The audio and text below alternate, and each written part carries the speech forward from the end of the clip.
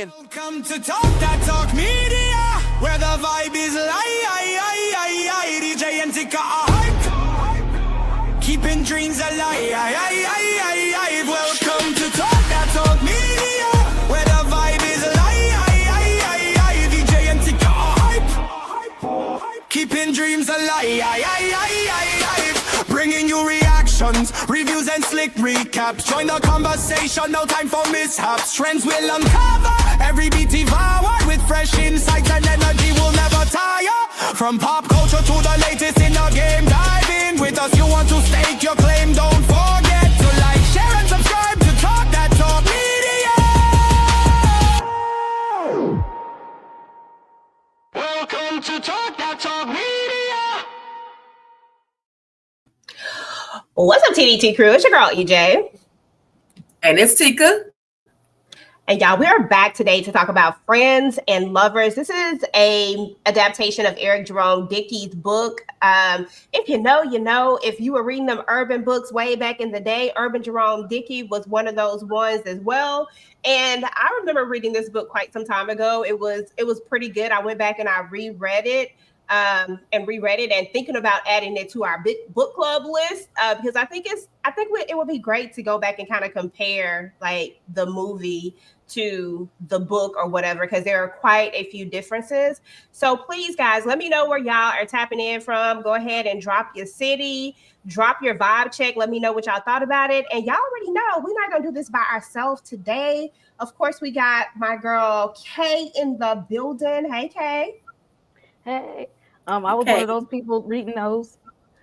Girl, okay. This is the Between Lovers book. My sister has the Lovers and Friends one. But yes, was I reading those urban novels in high school being grown? Yes, I was. Okay, girl, listen. And did. And of course, we got our girl Tamika's Den in the building. Hey, boo. Hey, y'all. Hey, everybody. Listen, y'all, this was a two-part series.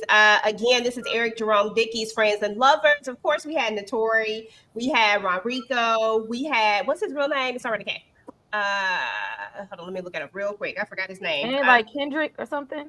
Yeah, I know it's not with a K. Kendrick Sampson. Yeah, that's it, Sampson. Yep. And I was not familiar with the young lady. Did y'all know who she was, or did she play anything? Was she Misty Knight in Luke Cage? I think she was Misty Knight. Okay. Did y'all ever watch the Luke Cage? That is her. I feel like that was Misty Knight from Luke Cage. I was like, her, but it looked like she was a little thicker. Yeah, I did. I kept saying I know this face. Mm-hmm. Yeah. I only saw the first. I think I seen like a little bit of Luke Cage. Talking about the series that they had on the CW. EJ, don't make me get you. Netflix. Yes. My bad. Listen, you already know. Yeah, but hey. Okay, so that was the cast, y'all. That's who's playing in Friends and Lovers. And it's an adaptation of Eric Jeromedickey's book. It follows Shelby, Deborah, their names are coming to me, Leonard, and last one, y'all. Somebody help me out. Tyrell. How did I read your name?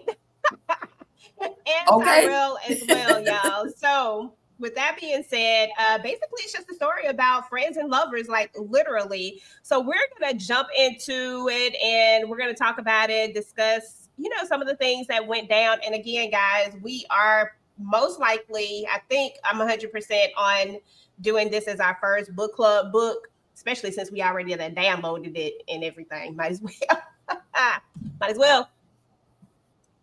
Let me go ahead and get these slides up. While I'm getting the slides up, I need y'all to go ahead and give me a vibe check. Kay, what did you think about it, about the adaptation? Because you read the book, right? Years ago. So I don't remember the book. I don't even remember reading this one. And I know I got this one. I don't even remember it. So yeah, in high school, I read them. I liked it. I appreciated seeing good Black male representation when it comes to like Black love and couples and fathers and marriage. I'm like, this is the kind of Black love stories that I love to see. which is why I'm a fan of Eric Jerome Dickey. I'm like, these are the kind of portrayals that that needs to be promoted a whole lot more. And I appreciate that. And the cast is just beautiful. I love the acting was wonderful. The production design was really, really good. Whoever directed this, shouts out to them. I forgot to look it up, but they did a really good job with this. I feel like this was a all around really good 2-part series. That's what's up. Yeah, I agree with you. They definitely had the great Black male representation in this one. It was done so well. I did just come off of rereading the book because I read this book a long time ago. So, I had to download that Audible and just see what it was hidden for. And they did a pretty good job as far as making it for television. I knew there would be some changes that they would make. So, I mean, that was cool. And that's because they made such so many, because they made some major changes on a couple of things that I did have a problem with on some of it. And I'll tell y'all about those later when I get to those particular slides. But other than that, I thought it was very well put together. I enjoyed it. I enjoyed it a lot. Tamika?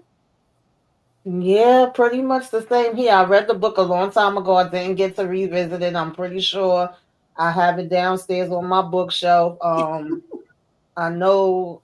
Listen, this made me think about how me and my best friend used to run to the library to get our books, and I have no library in my neighborhood now. I'm always talking about that. They took the library for whatever reason.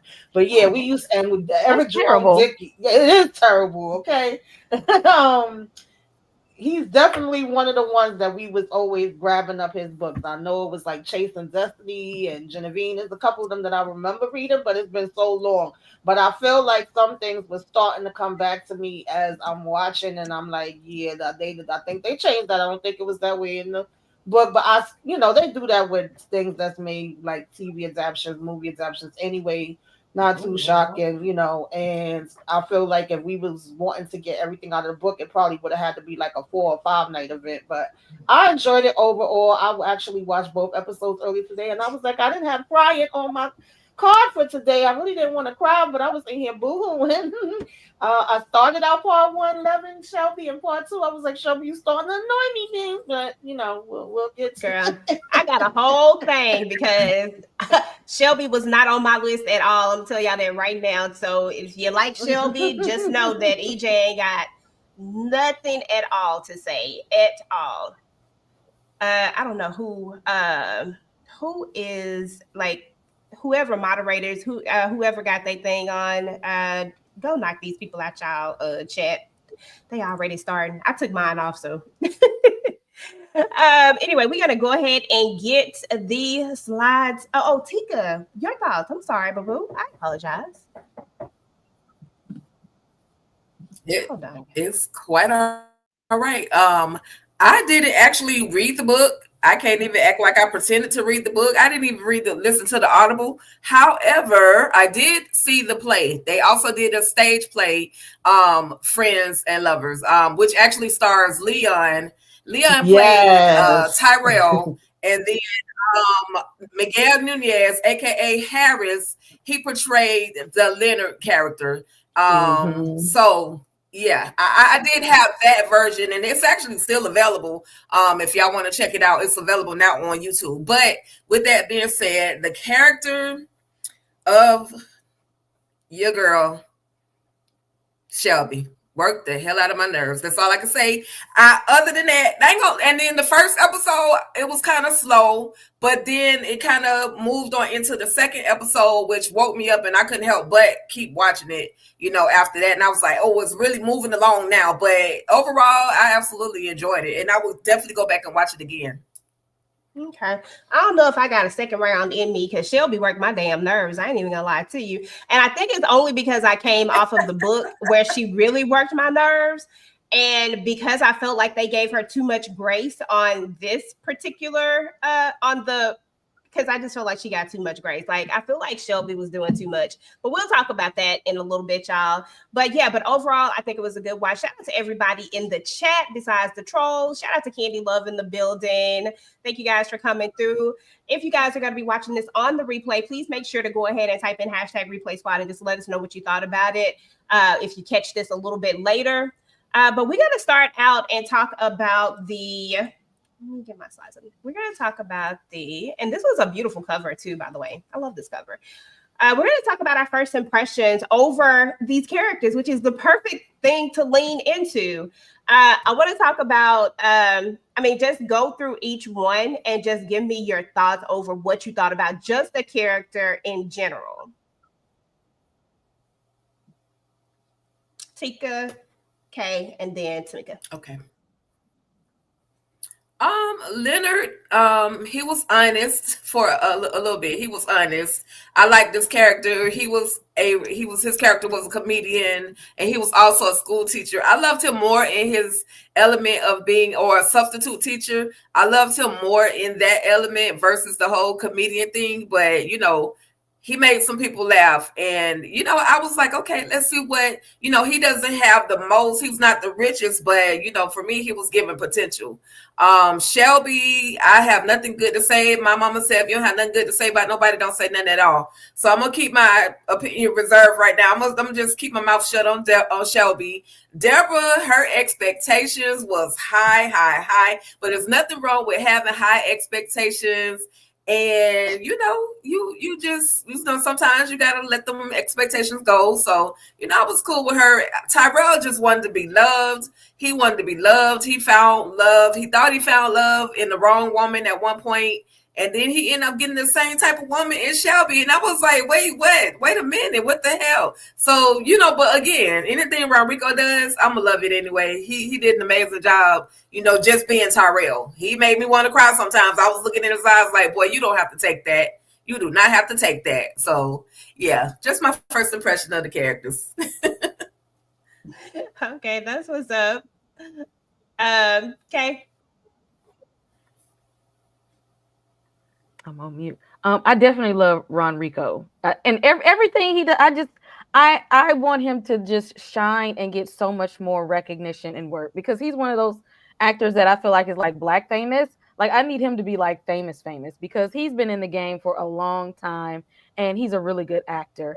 And I love to see him in roles, and he did a really good job of playing Tyrell. I was here for his character. I was here for it.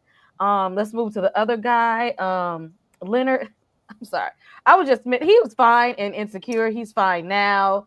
Every time I see him, he's just fine. So he can't do no wrong in my eyes. I was here for it. Okay. I usually don't go for the potential, but he was out. It ain't like he was sitting around bumming like the other dude that was, that Shelby was with. Like, Leonard was out here working. Like, he was out here busting his ass in these streets, trying to make it. So I appreciate that part. And he was generally a good guy. Yeah. Deborah, that was some kind of introduction to her. Like, that's how we run into our ex. Okay, that's crazy. I wouldn't have been able to keep it together the way that she did, because as soon as he would have popped in, I'd have been like, somebody else can nurse. Somebody else come on in here. I wouldn't have been able to do it. And I appreciate that she knew what she wanted, but she was able to. She started to be open-minded about it. Like, when she kind of realized that just because you say you want X, Y, Z, don't be so closed-minded that you can't accept something different that might actually be good for you, and not just what you think might be living up to a certain standard. Yeah, absolutely. And I'm so glad that y'all said that Shelby got on y'all nerves too, because I ain't want to be the one to say it. I ain't wanted to just be me, because I kept thinking in my mind, is it just me? Because in my mind, I kept calling her Misty Knight the whole time. My Luke Cage fans, y'all know her from Luke Cage, but I'm just like, come on now, Misty. You're doing too much here. Like, she was just, if we ever get a backstory, because there's got to be some heavy trauma that she's carrying around, that she acts the way that she acts. And I know all the rest of them got their little issues and little things, little toxic tendencies, but like, she was holding on to like a whole lot of trauma to where she was just projecting toxicity out to other people, even her own friend, and like, none of it was healthy. I'm like, that if there was one person that should have went to therapy in this movie, it should have been Shelby, because I don't feel like she healed enough for me. I don't know about y'all, but I feel like she wasn't healed enough to have gotten with Tyrell. Exactly, girl, not at all. And we're gonna talk about that mess too. Tamika, first impressions over these characters. Yes, it's funny because when I first started watching, of course, I thought the situation how we started with Deborah was absolutely freaking crazy. But I was thinking like, okay, I'm here for Deborah and Leonard. And I actually was kind of, even though it started out, crazy with Shelby and Tyrell, I was kind of feeling they vibe a little bit more than I was Deborah and Leonard. I was like, all right, where we going with this? But then it didn't take long for Shelby to pretty much work my damn nerves, and I was feeling like everybody else does. Already said something, and I'm like, yes, please get her to the damn therapist ASAP. Okay, we need everything. She need to be on somebody's damn couch. But I love Leonard. I was kind of like thinking, since Deborah did have all of these, this long list and all these things she looking for, I was really expecting her to kind of curve him and diss him and give him some of the attitude that Shelby be giving. But when it was all said and done, she actually, even though she had these standards and things that she wanted, which, like y'all already mentioned, is nothing wrong with that, she actually just saw him for who he was and was like, wait a minute, like I'm over here, but my mind is literally on you. Okay, I want to be where you are. And I wasn't mad at it. And like y'all mentioned about Ronrico, please give this man his flowers. Shine a light on him like he been doing the damn thing. I love him and I loved him in this. It was no different. And I was like, yeah, get rid of Shelby. She don't deserve your love, okay? Okay, girl. The way I was mad at how I was mad at the way they ended this in the book. I was mad at the way they ended this in the show because I felt like he just didn't get what he deserved. I feel like I don't care if this is her friend because at this point I don't like her, but I don't care if this is her friend. If you don't deserve him, you just don't deserve him. Like he doesn't deserve to be treated the way that he was being treated, especially the way that Tyrell came. This was, like Kay said earlier, this was a really good representation of Black men, and I enjoyed this. And I guess that's why I was so mad that we had this.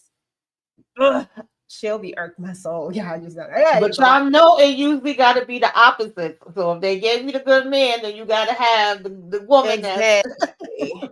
Exactly. The toxic ass woman. Yes. Exactly, girl. And I was just like, oh, here we go. But yeah, I loved Leonard. Love that Leonard was trying. Like he was gonna get to his dream and that he wasn't putting a lot of pressure on himself to get to his dream. You could tell that he really wanted it. And when people really want it like that, but they're not being what's the word I'm looking for? I can't find the word I'm looking for, but it's like he wasn't pressing it. It was like, I'm just doing what I love. If it happened, it happened.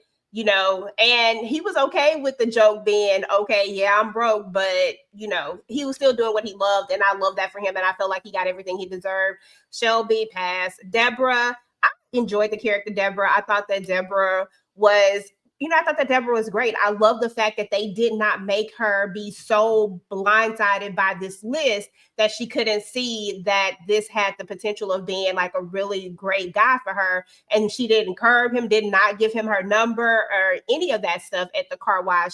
I love that. And then Tyrell, I thought that when I first started reading the book, I thought maybe Tyrell was going to be like that typical character that was going to be player, da, da, da, da. But Tyrell was actually an example of how sometimes people can make a good man go when they've been hurt a whole lot.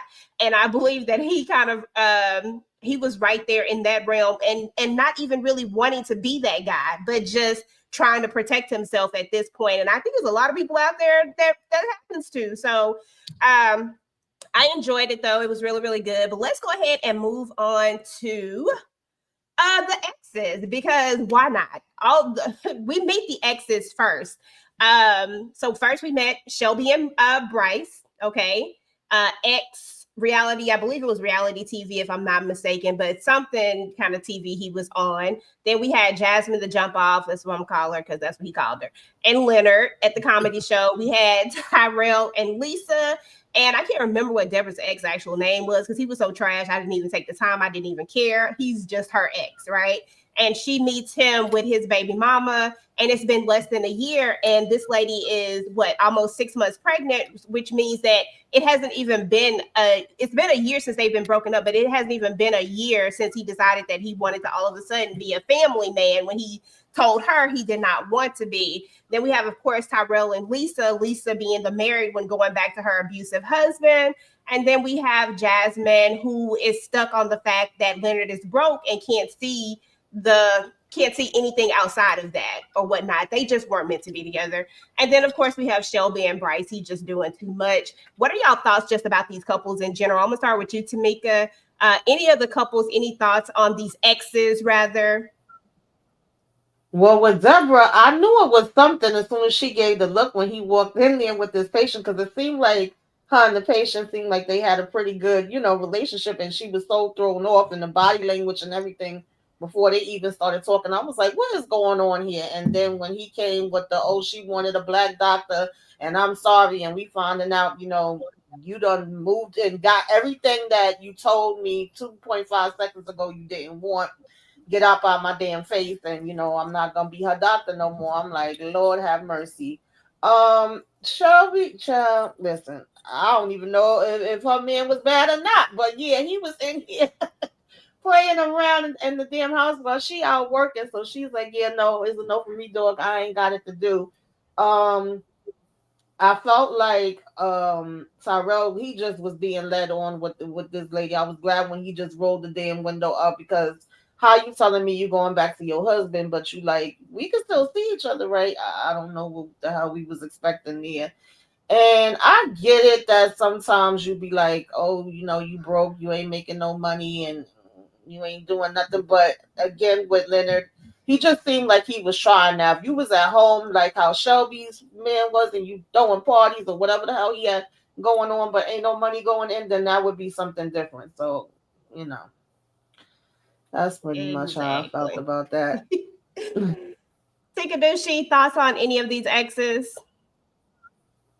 Girl, Bryce was in there trying to be a rap star. He done went from tattoo artist to comic book artist to trying to be a rap star, and it was a no for her. It would, to me, for Shelby, it's just like no man was gonna be good enough for her. So I didn't know, I ain't gonna blame it all on him, because she chose him, you know what I mean? But Deborah and her ex, Mr. Terrell Carter, how dare you get on the screen and do this to this woman, and you allow your fiance, that this doctor is your ex. So how dare you allow your woman, I don't care. I know, hell, it's got to be more black women doctors in that area somewhere. Do your research. Why play in Deborah's face? And why would you play in her face like that? You knew what you were doing. You pretty much, you gave me the impression that you wanted to hurt her. And if I see you in the street, it's on and popping. Lisa and Terrell, shout out to Demetria McKinney. I love her. She could do no harm, no wrong to me. I hated when she was on Housewives of Atlanta, wanted to beat a couple of people down because of her. But anyway, her and the husband, the situation she was in, again, unfortunately, Tyrell chose somebody that couldn't really give him all of what it was he was actually looking for. And for her to have the audacity to say, can we still be friends? Can we still kick it? No, we can't kick it. Yeah, what I can do is kick you out my face right now. I hated to see the hurt on his face behind her, and then or because of her. And Jasmine and her friend, they did not have to go to the club and act a fool in front of Leonard like that. They did not have to call him out about being broke and all of the things. But I love his clapbacks. Yeah, I'm broke.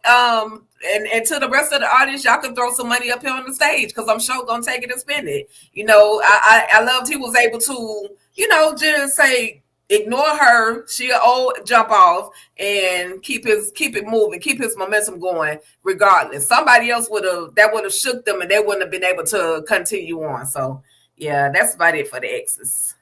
That's what's up. Shout out to Renee Beckham. I'm gonna read this one real quick. She said, I wonder if this is the book where I was so mad with the ending that I emailed Eric Jeromedickey to tell her about himself. Girl, I could not pass that up. Girl, no, you did it. Love it. I ain't never been that mad at an love it. Oscar before. Listen. The petty. I'm not mad at here that. for all of it. And if you be here at the end, Renee, I'll tell you how it worked out in the end on the book, because I am interested to see if you emailed him about this book, because girl, I was pissed off. Can you email him again for me? Kay, thoughts over these exes? Well, yeah, I already touched on Deborah and her raggedy ass ex, because it's as quickly as he would started a family with this new lady, he was seeing her all along. It's giving I was seeing both of y'all at the same time, and then just her, which goes to show me that eventually he's gonna start cheating on that woman anyway, especially now that she didn't get once the baby come out, he ain't gonna do nothing but cheat on her too, so she don't need to consider that a loss. Yeah, we ain't gonna spend no time on Shelby and this raggedy ass, because why was you with him anyway? What did you even see? And you can't even call that potential. You call that one dusty. I guess it was because of that. Remember, they said that he was like was on some TV show at first, so maybe that's when she got with him, and then later when he fizzled out. Because remember, her friend was up there trying to hype him up. I was like, okay. Because when we got to him, I was like, yeah. He don't look like he been to work in 6 to 9 months. Is what. Yeah, because she said he kept changing what he wanted to do. It's giving he been sitting at the house for a long time. Is what it's giving. Especially when she be gone, just over there having parties while she on the airplane and stuff. Yeah, no, he was dusty. Don't ever go and think that you gonna get into a verbal altercation with a comedian. Y'all seen what happened to that lady with Cat Williams that one time. Don't start with comedians, because they gonna get you back. They stay ready with the jokes. They're quick on their feet. They think. So don't think you finna go and outdo somebody that's a comedian. He's standing there with the mic. This is his job. Y'all came in there to try to say something. All y'all did was add to his material, make the show better. All y'all did was add to the value of the show. That was the wrong thing to do. The Tyrell is that lady that he was seeing. I felt like we was gonna get some more her story. I felt like there was gonna be something else there. I just knew it was gonna be that her husband was gonna do a little bit more. I feel like I would have liked to see something happen a little bit more with her husband, because the way he looked at her, it like that had to be a horrible marriage, to the fact that she still wanted to hold on to this man. Because if you wanted to hold on to this man so well, then you should have stayed there with him. Like it could like he's not gonna continue to want it. And at some point, he had to say, whatever you got going on is kind of dangerous, and I don't want to involve myself in it. And actually, you shouldn't either. You shouldn't be there either. But I can't be associating with you and somebody that's violent, because it could have turned real ugly for Tyrell. It really could have. I mean, that's how these weirdo situations happen, when people, like, in other words, if you marry, just either you gonna get a divorce or not, or legally separated. I don't even care if you're legally separated, whatever the case is, but don't be playing games to where people can get hurt. Like, it's just crazy. Because that man looked like he was just ready to go. I was like, hold on, Tyrell, can you fight? Can you box? Okay. I need to know. But then we get the friends, guys. So then we learned that, of course, Tyrell, I'm about to say Nathan. Tyrell and Leonard. My bad. I had a Nathan moment. Tyrell and Leonard are friends, and they are best friends. They've known each other since they were kids. And then, of course, Deborah and Shelby are friends. They've known each other since college. We see Shelby go over after her little debacle with her man, and she lays in the bed with Deborah, something that she probably does all the time whenever she has these episodes with whomever she's with. And then, of course, we have Nathan. Damn it. Nathan, get out of my mouth. Be gone. Leonard, who I'm sorry. Leonard, who is telling Tyrell, like, look, you go for these women on purpose because you want people who are not going to be available, so that could be the excuse. It's like, this is what you're using instead of dating someone that's single. So it looks like this is also his MO. I want to know y'all thoughts about these friends. I'm gonna start with you, Kay, then Tamika, then Tika. I like the accountability amongst the guys. Like, y'all don't be telling each other stuff like that. I need to see more of that, holding each other accountable instead of the guys and these red pill podcast guys that make it seem like it's all a woman's fault and she do this and she do that and they think they the prize and all of that. No, be accountable and say and tell each other about y'all selves. Because if you don't, you're never going to push yourselves to do better. Instead of just sitting complacent in toxicity, we need to have more of those real open conversations. Like, no, you only went after her because she was unavailable, and you got your walls put up because if somebody might be too available, then your commitment issues is gonna start showing up. That's why you with her, and then him being able to be accountable for him as well to say, like, if you gonna go after, because Leonard's problem was he was like, if I ain't got my ish together, then I'll go after somebody else who ish ain't together. And Tyrell's like, that's not always the best thing, because how y'all gonna level up in that manner? Like, how y'all gonna pull each other up if y'all both ain't got nothing? How is that gonna push each other forward? Like, it's okay to say, I may not be there yet, but I'm working on it.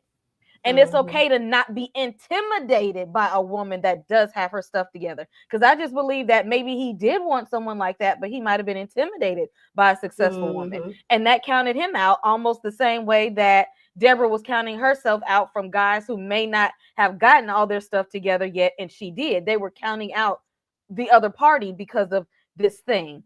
Yeah. And so I like that they were able to hold each other accountable and that in that manner. And I was glad to see that Shelby and Deborah did have each other. Like, they was road dogs. Like, hey, I'm a roll with it. You gonna come with me this place? I'm gonna come with you this place. You need somebody to talk to? You need to come over here and get away? Let's do that. That's real friendship.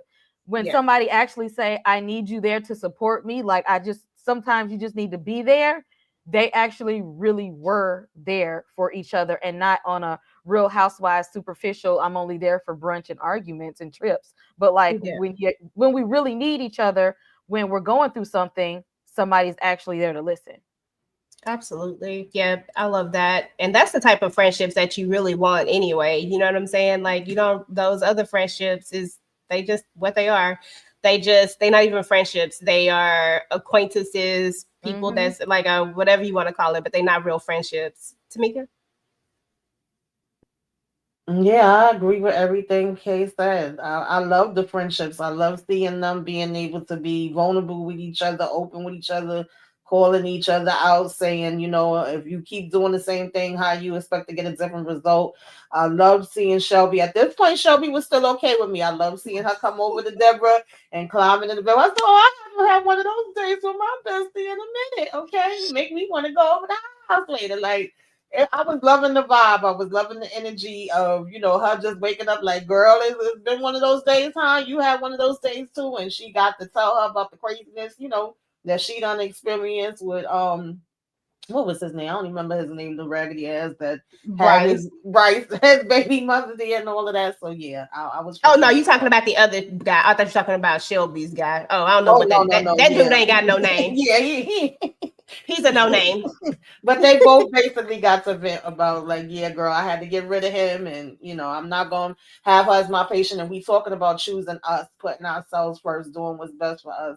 So I liked all that part. And I wasn't mad at her for that either. Like, you gotta do what's best for you. Tikadushi, any thoughts over these friends? I agree with both ladies. In regards to the friends, there's nothing else I really can say other than the fact that when Shelby just went into now that's a hell of a friend and a very trusting person. She just literally just went into the room. She had this whole face mask on. And she automatically knew that it was Shelby getting in the bed with her. But somebody like me, I don't care how many friends I got that's got a key to the crib and it could just, my nerves would have been on edge. I would have been, who the hell is that? And then, because like, girl, wait a text message just to at least let me know you on the way. But that was just the nature of their friendship that, she trusts her so much. to know that, you know, only one particular person is going to come in the house this time of night because it has happened before. So I even though, again, Shelby is not my favorite, but I do love the friendship. And just as Kay was saying, I love the accountability that Leonard was holding Tyrell, you know, holding his feet to the fire. Like, listen, this is what it is. I also like the friendship though. And I'm sure we'll say this again, but when Leonard went to, you know, he ended up meeting Shelby and he didn't have any money. He was like, hey man, can you give me a little loan so my money don't overdraft or so my account don't overdraft? So clearly that went through, but I just love the nature of their friendships. They can come to each other for pretty much anything at this moment. Yes. And don't put that on Shelby. That was Deborah. Don't do that. I can't stand Shelby. Can't stand her. Yeah, Deborah. Yeah. Okay, so as we get, you know, we got through all of the friendships, the exes, because that's kind of how it starts out. But then we talked about this a little bit where Deborah is trying to meet a guy, right? And so she's going to this matchmaking service. And the lady is kind of like, listen, you're going to have to lower, like, you're asking for this, this, and this. I didn't really like how the lady was coming at her either. Like, although I felt like Deborah may need to be a little more open, it's okay for what she wants. The thing is about it is that I think it was Kay who said this earlier, that sometimes you think you want something, but that is not necessarily what you need, or what you think you want may not just be what you want, because that package might be wrapped up all the wrong way. You know, so I have no problem with her wanting these things. That is great that she knows exactly what she wants and how she wants it. However, I would have had a problem if she wasn't open to something different. Now, in this particular thing, I'm paying my money. I might not be open to nothing else either. I ain't gonna lie to you, because she probably paying a pretty penny for this type of personal matchmaking service. So I'm not mad at Deborah. Anybody have any thoughts over how the lady how she kind of came to her, like, listen, you're going to have to lower your standards if you want an open pool? It don't matter. Whoever want to speak, if you got something to say. But if that's the expert, if she's the expert in that field, if she's the expert in that, she might be letting her know, like, I know you want to find somebody and you want to find a good man, but is there any way you can loosen the reins on some of these? I'm not saying just accept, you know, another Dusty, because you already been there, done that. But I'm just saying, open your mind up to some other possibilities is what I feel like she was doing. I don't feel like she was trying to offend her at all, but I feel like she felt like she was getting offended because she was striving for something that might not have been there. And it turns out she kind of actually was. Although all her criteria met on paper, it still wouldn't have made you happy in the end. Yeah, I can feel that. We got to move on to the meat though, because Deborah is out here trying to pay, you know, get your phone. Like, that's what we do these days, right? We tap to pay. But some of these systems, they just don't have that tap. And I don't understand. Y'all need to get it together. Get the tap. Who doesn't have tap now? But anywho, and so here we go, Leonard to the rescue, and this is how they meet. You know, they meet up. I ain't gonna lie, y'all. For a second, I was like, is she gonna give him her number? Is she not? Like, because she kind of looking at him, but he was fine. So, I mean, how you not gonna give Leonard your number? I promise you, I'm gonna stop calling him Nathan. At some point, it's gonna stop. But right now, that's all I see is Nathan. If you know, you know. Shout out to all my insecure fans out there. Anywho, I love the way they met up. I thought it was really, really cute. I loved him, you know, going forward. He thought about what Tyrell said and he asked for her number. And I did love that moment, Tika, where he like, look, hey Tyrell, I'm gonna need you to send me some money because his account is about to be overdrawn because he done paid for this car wash. Tamika, what are your thoughts over the meetup?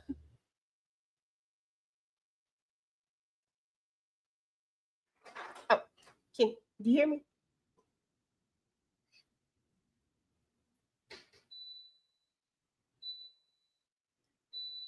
I don't know if she hear me, but Tika, you go ahead. I'm sorry. Yeah, I heard you. I was trying to turn this thing down because it just blasted and came out of nowhere. I'm like over here fighting with it.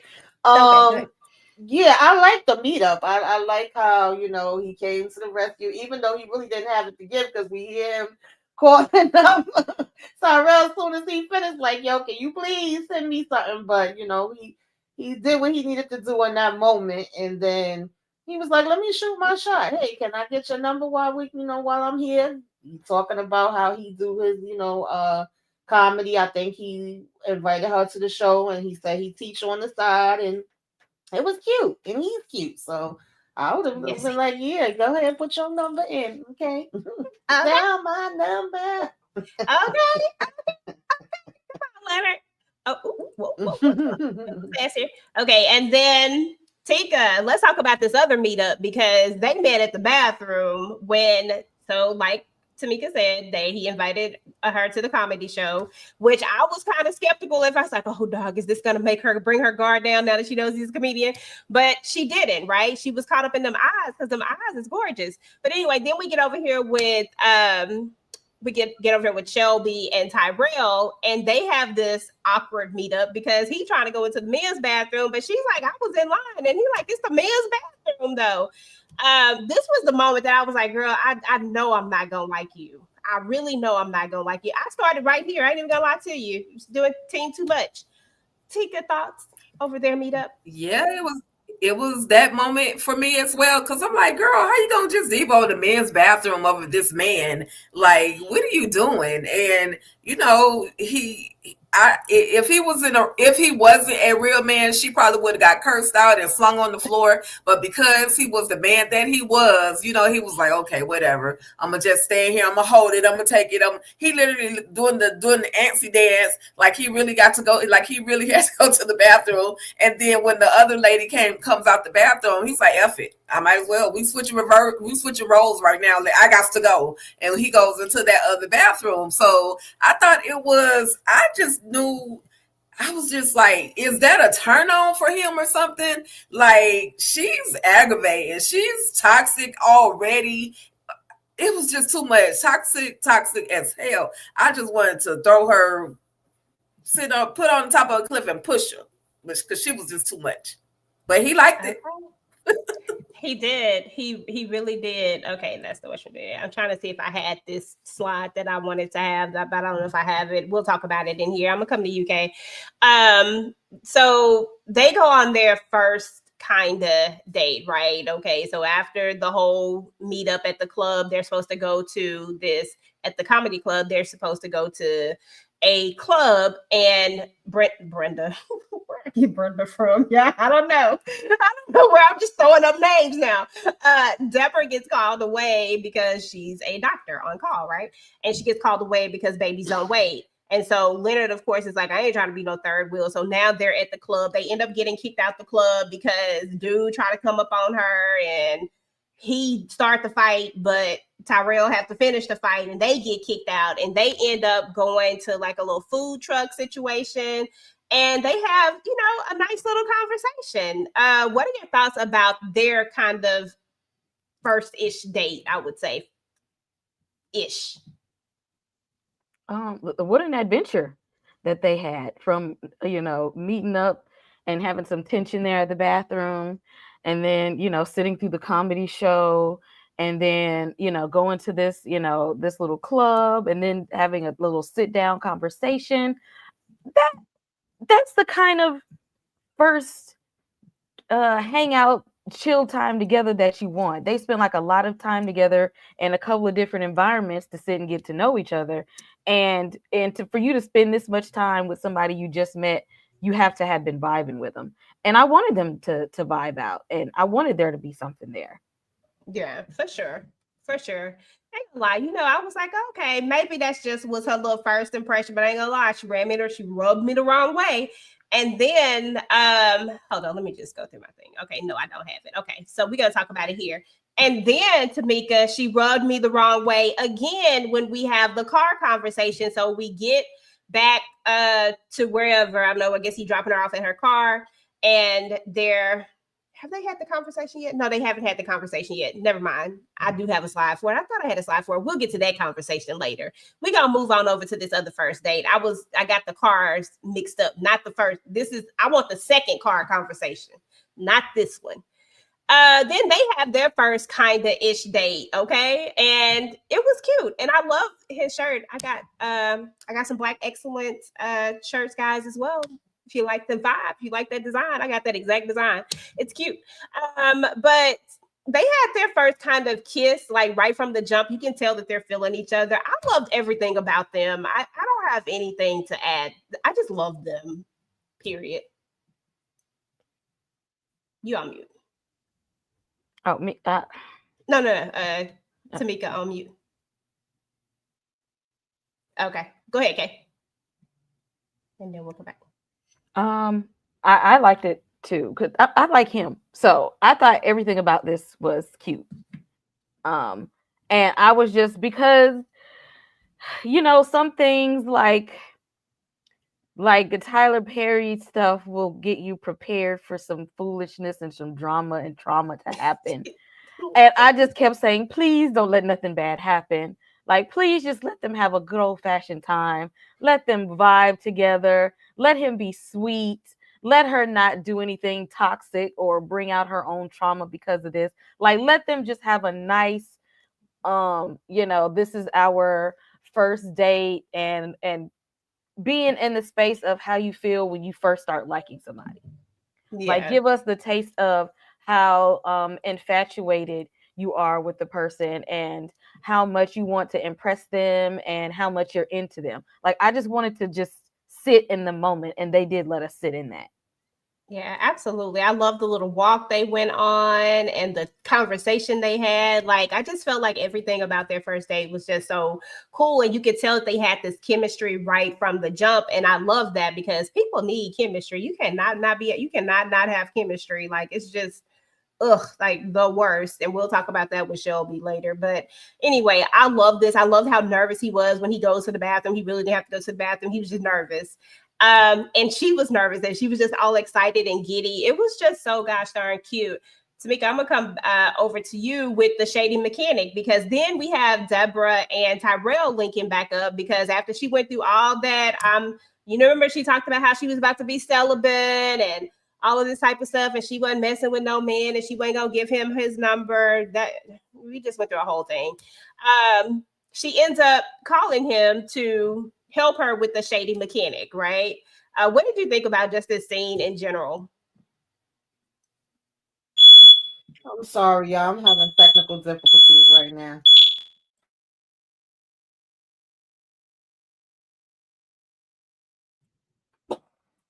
Oh, okay. Tika, you go ahead. Yeah, it was a real moment because these shady ass mechanics, they for real be trying to take advantage of women. When you go to their shop or whatever, they'll try to charge you for stuff that you don't really need or try to recommend that you do something. So I'm glad she had a man, even though she didn't want to, really want to mess with him like that. But I'm glad she had a man on speed dial that she could actually call and say, hey, run this game for me. I just want you to take my car in and see whether or not, this guy is going to do you the way that he just did me. And sure enough, he ends up telling them, oh, he told her she needed a transmission, but he told him, oh, you just need an oil change and you'll be good. And so I love when she hopped out the back of the seat, like Psycho said, like, I knew it. I knew you were, basically trying to get me for my money. And so, he was there for her. And so I think she's attracted to him. You could tell she is attracted to him, but she's kind of like playing hard to get because of her, whatever past trauma she does have. But hey, they went on and did some things, and we'll get to that part. But I like that he was there for her. I definitely like that he was there for her. And that's hey, listen, can I get your number so I can call you in case something happens to my car, so I can get you to check some of these men for me, okay, Tyrell? I'm just asking. Shady mechanics they do the absolute most. What's funny is that how it's a transmission and her car is actually running. Come on, sir. Let's just be for real. Like, come on. What are we doing here? Like, her car's running. It ain't doing no, like, I think when your transmission is messed up, I think it does like a hard jerk type of situation, and that just might not even work it out. Like, it would be she wouldn't be driving that mug around smoothly. It wouldn't be like just, oh, I just need an oil. It wouldn't have been, yeah, you would have known something was wrong. Yeah, the mechanic was doing too much. But you know, it is what it is. But then we take Shelby on a little adventure, right? We take her on to this hotel, and we pretend like we the people. Hey, listen, they was giving out free massages. Hey, I'm gonna take this free massage, right? They do spontaneous stuff, right? And then, you know, something happens, they get a little down and dirty. And then on the opposite side over here, we have them going to donation drop-offs and going to pick up the dry cleaning, taking a walk, having this conversation. It feels like these relationships started out very, very different. One almost with a more of a foundation because we're going to get to know each other and we're going to talk to each other. And one where we're going to go ahead and get this physical attraction. We just go there. And I'm not saying that either one is right or wrong. I'm just saying that when it comes to certain stuff, sometimes a foundation can build to something else. Whereas the way that Shelby was feeling afterwards, we saw all her trauma come up. I mean, every last single bit of it, even though that wasn't even the vibe. But it is what it is. Any thought? Is your thing working, Tamika? I don't know, girl. My son was cooking, and he got all the smoke detectors going off in the house. Oh, that was yours. I thought that was my smoke detector. I was like, did my smoke detector just? That was yours. Okay. Okay. Just everything is happening all at once, but I might have a little toxicity in me because I was feeling Shelby and Tyrell's date. I was okay with it. I was over here with the giggles. I'm like, okay, girl. Up until that point when she got mad after the massage, then she lost me. But previous to that, I was like, all right, he done came and helped you with the car because yes, they will play in your face. I'm so happy. I got a girlfriend that know all about the cars. They be mad when they see her coming, okay? and because they will try to play with you sometimes. And at first I was confused with Leonard and Deborah's day because I was like, wait a minute, we picking up the cleaning stuff, you know, we dropping off, we doing donations. I'm like, is this a day? What's happening? But I like that he didn't care. He just was there. They were smiling, they taking pictures in between, they got their vibe going. And I love the conversation that they had where he's like, the first date is the date that you should just put it out there and let it be known because later when you get feelings, y'all may not be as honest and say as much. And even when he was kind of doubting himself with the comedy thing, and even though she may feel away, because I know at one point she asked the delivery person that was like, I'm on the show, but you still see me doing deliveries. They be broke. They ain't got no money.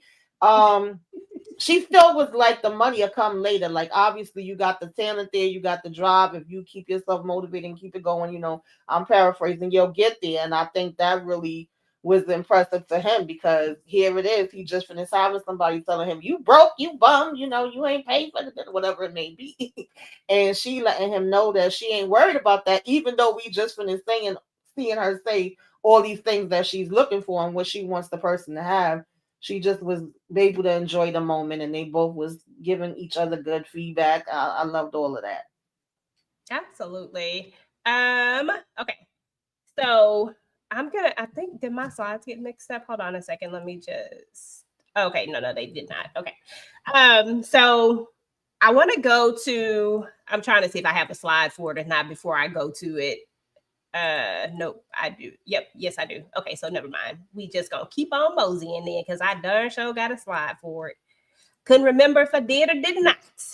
But anyway, we at the end of the day, Deborah and she, you know, they say goodbye. They had a really good date or whatever, but she had set that other date up because, you know, just in case, let me just go see what this is hidden for. Okay, she was like, let me just go see. And then we get over here to Richard. And y'all, he was not the 1, the 2, the 3, or the 4. That man talked about himself so much. He was working my doggone nerves.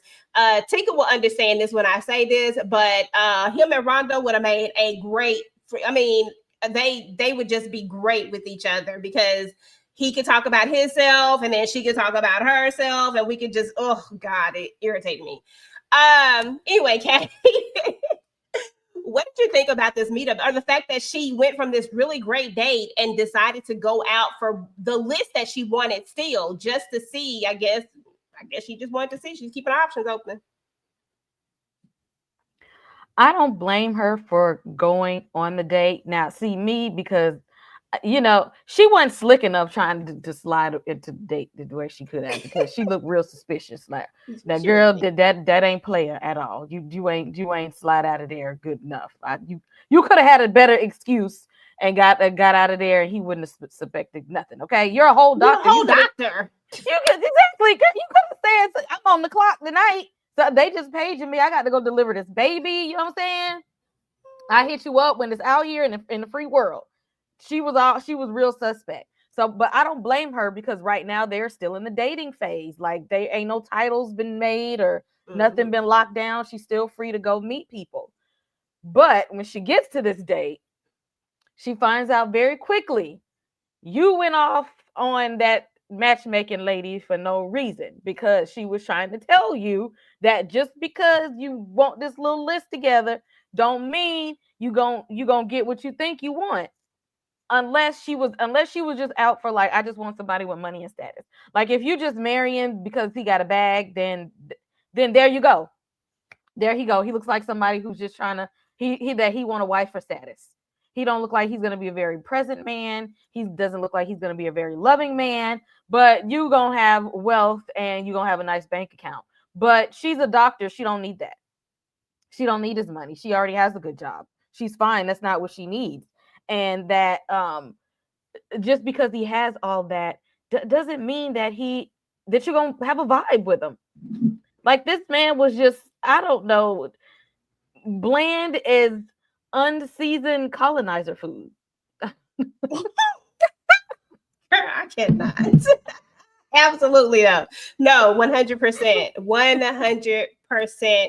And just to piggyback off of that a little bit is that, again, I don't want to say that people can't have their list, but I think that this was important for Deborah to see that the list that she had, that although she wanted all these things, and he does have a lot of these things, the most important thing that she wanted, because I just think that she just wanted somebody that was her equal, because a lot of times people feel forced to maybe have somebody that's not their equal, especially once they hit a certain status, and that's why I had a problem with the lady, because it felt like she was telling her that, listen, it ain't that many of them out there. When Tyler Perry said the date the bus driver, now I ain't telling you to go do all of that. It's okay. Right?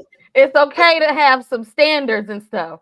But yeah, because I didn't take it that way when the lady was saying that. I just thought, like, to me, she was caught off guard when she was even giving her the list and how long the list was. I don't think she ever was accustomed to people coming with all that stuff to begin with, and she was kind of like, okay.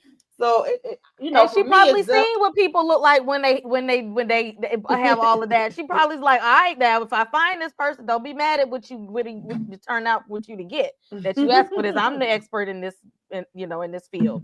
Listen to me. And sometimes, be careful what you wish for. That's true. Oh, yeah. And yeah, I like Karan, but he wasn't the one in this one, though, but with himself.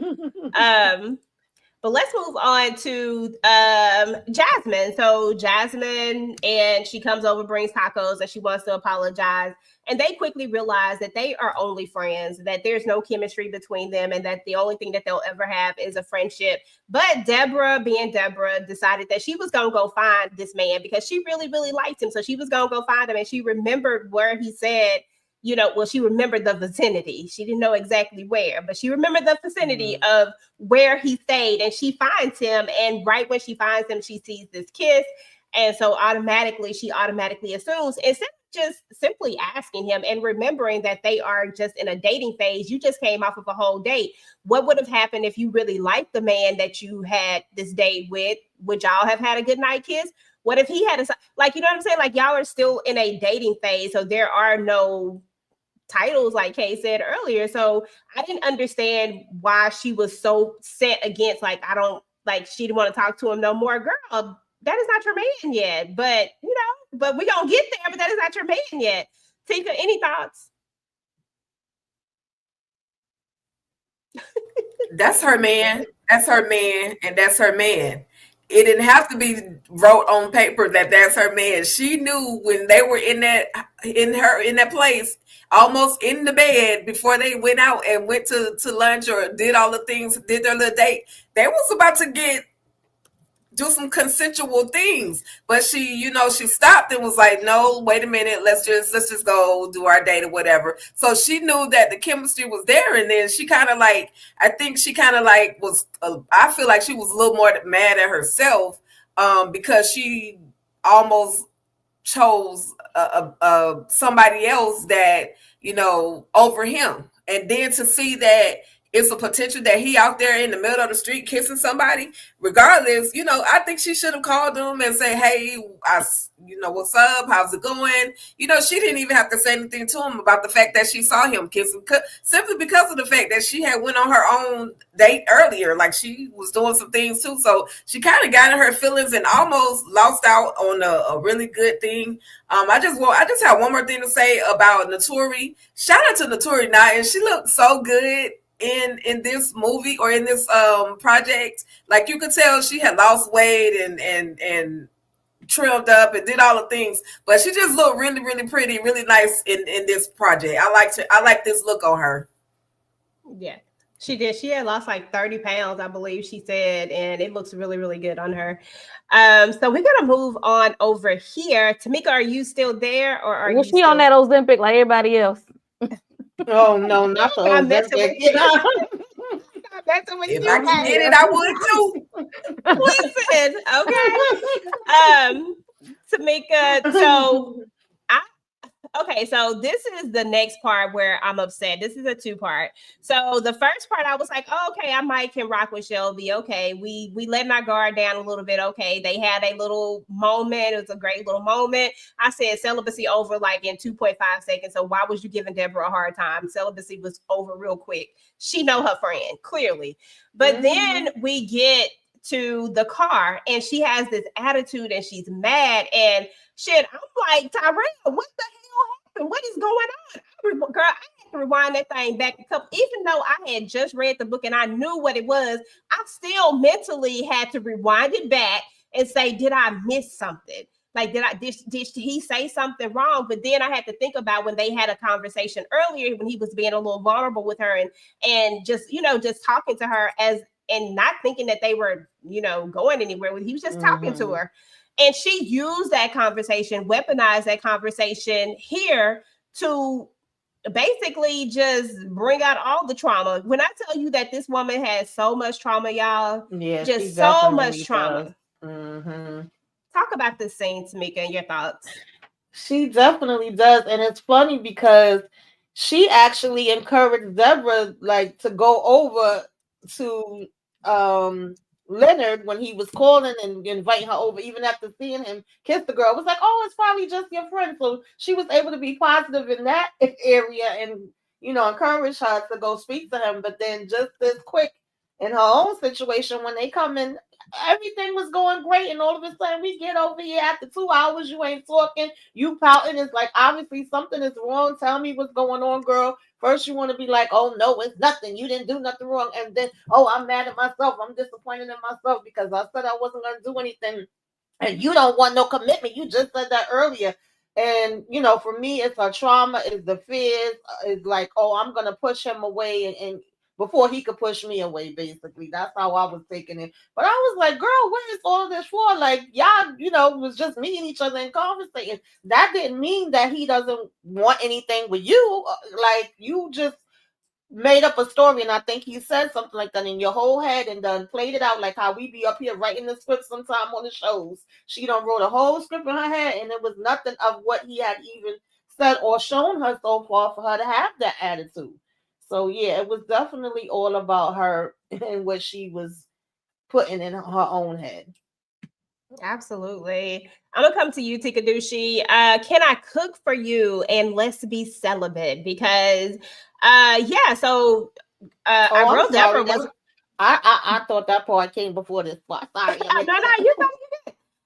But because that was a good point. That was a very good point to this whole thing.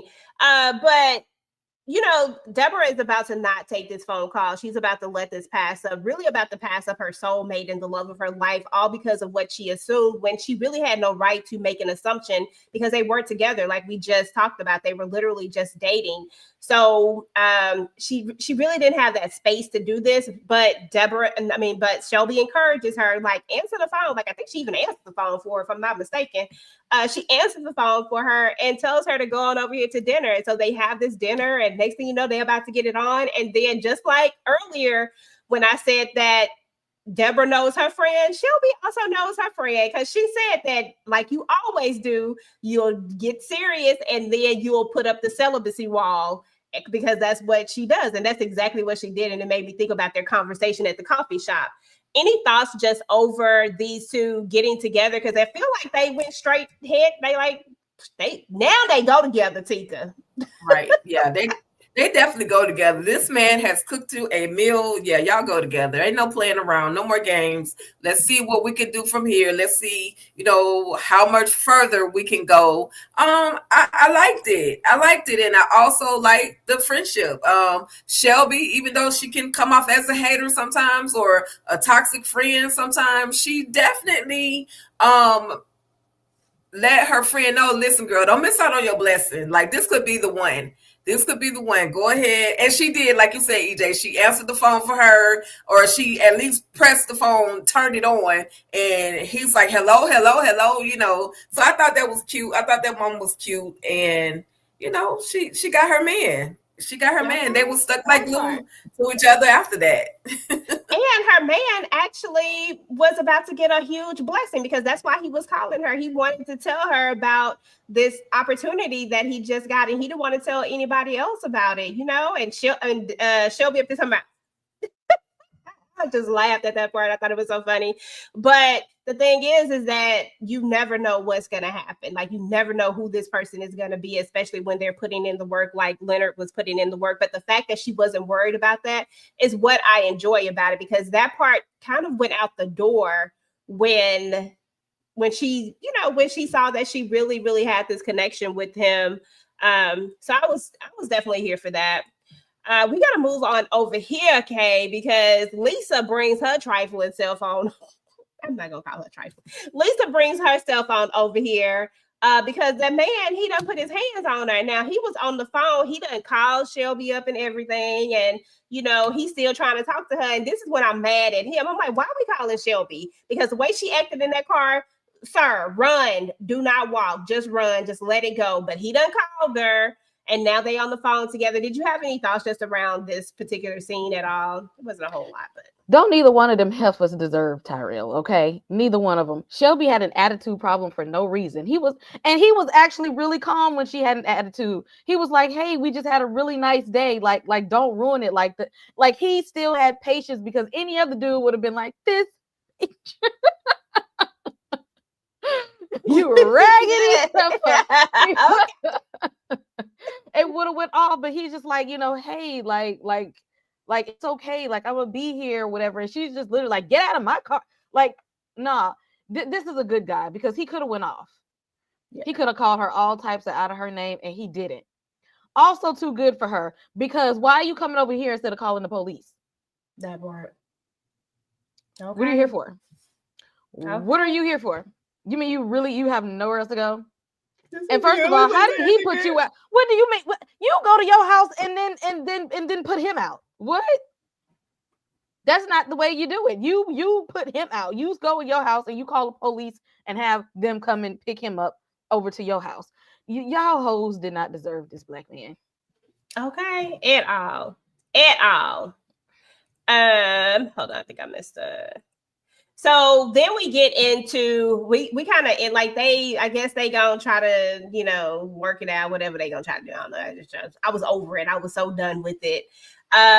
Anyway, we move on into part 2, right? We get into part 2, and then immediately we've been teased with these little flashes of this accident that looks like it's happening, and these police officers and the police lights and stuff like that. So that's kind of how this one starts. But then they go back 2 years earlier, and we see that they're like looking at a house. Deborah and Leonard, of course, his career seems to be, you know, taking off. And I don't know, it's just a really cute moment. We see that they've been together. And then we also see that the other two that moved in together. And I'm just like, Lord Jesus, help me. So anyway, I just thought that this was all just kind of setting the vibe for where we are. And then we're going to move on to get into some of the more juicier parts. This was sweet right here. I love the proposal. I love how she let the proposal happen. All right. And I'll talk a little bit more about that in a little bit. But Tamika, I loved how she let, you know what, we're gonna talk about it now. I love how she let this proposal happen as opposed to Shelby, who would not allow or let the natural thing just take place. I don't know. What did you think about the proposal, Tamika? I thought this was cute. She was super excited. She was saying yes already. He was like, let me talk. Because she wasn't expecting it. She just here, they looking at the house. He's saying this is, you know, a little above our budget. This is a lot above our budget.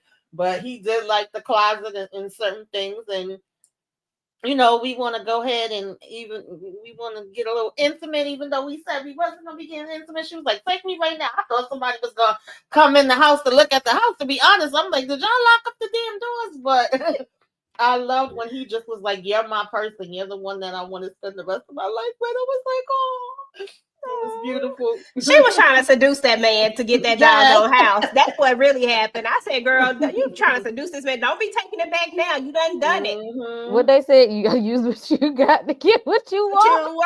Okay. And that's what she did. I said, you know what you was doing, had that little leg up. No, that man couldn't concentrate. He sit up there trying to concentrate, and you got that leg up. I said, girl, you might as well just go ahead and, because that man is gone. He would agree to anything. He would have went to the courthouse that day if you would have wanted him to. Okay, that part. So anyway, Tika, let's get to the wedding, because we get to the wedding and this is when Shelby officially starts to just, I'm done at this point. There's no coming back for me after this part. We get to the wedding. The wedding is pretty and everything. And of course, you know that Deborah has other friends as well. And, you know, we're having conversations at the table. Just, you know, some money conversations come up as far as the things that, you know, different people are doing. And then more of Shelby's insecurities come out. She gets a little bit jealous of these other friends, and it's just a lot. And then she finds out in this moment that, listen, Tyrell, like, he be saving money, okay? Like, he ain't broke. He be saving his coins, okay? But she didn't know about this. And so just kind of talk to me about just this whole vibe and Shelby. I mean, Shelby just, like, she simply put, she worked my nerves. Like, just because you don't have your ish together doesn't mean that nobody else can have their ish together. You're mad because your man saved money. You're mad because the other friends are going to go with them on their honeymoon. You're mad because your man said that we got money we can go to. Like, at what point is it that Shelby is going to be happy? Like, at what point, just because you're not satisfied or happy in your own life with your own self-progression, why take it out on other people? And unfortunately, Tyrell is the one that seems to get the blunt of all of her issues. But you know, hey, regardless of Shelby being a hater, we still gonna get out here on this dance floor and we're gonna party like it's 1999, okay? Okay, but she was definitely using him as a punching bag. Girl, and it was just so hurtful for no reason. I'm like, girl, why? I don't know. It was just, it was irking my soul, this particular part. And it also gave, and I'm just gonna say it, and let me know if y'all agree or not. Maybe I'm reading it wrong, but it also gave lightweight jealous. Like, we spent all of this time saying how much, and it also goes to and I want to say this real quick. It also goes to show about the power of words, because she spent so much time telling Tyrell over and over again about not wanting to be married. Like, what did you expect? Like, I would be scared to ask you to marry me too, because you're probably going to say no, because you've already told me a gazillion million times about not wanting to be married. And that's what Deborah tells her at some point when they're having a conversation later. But I mean, like you gotta stop saying these things. You gotta stop saying exactly. I'm what. sorry. No, you go, girl. Go ahead.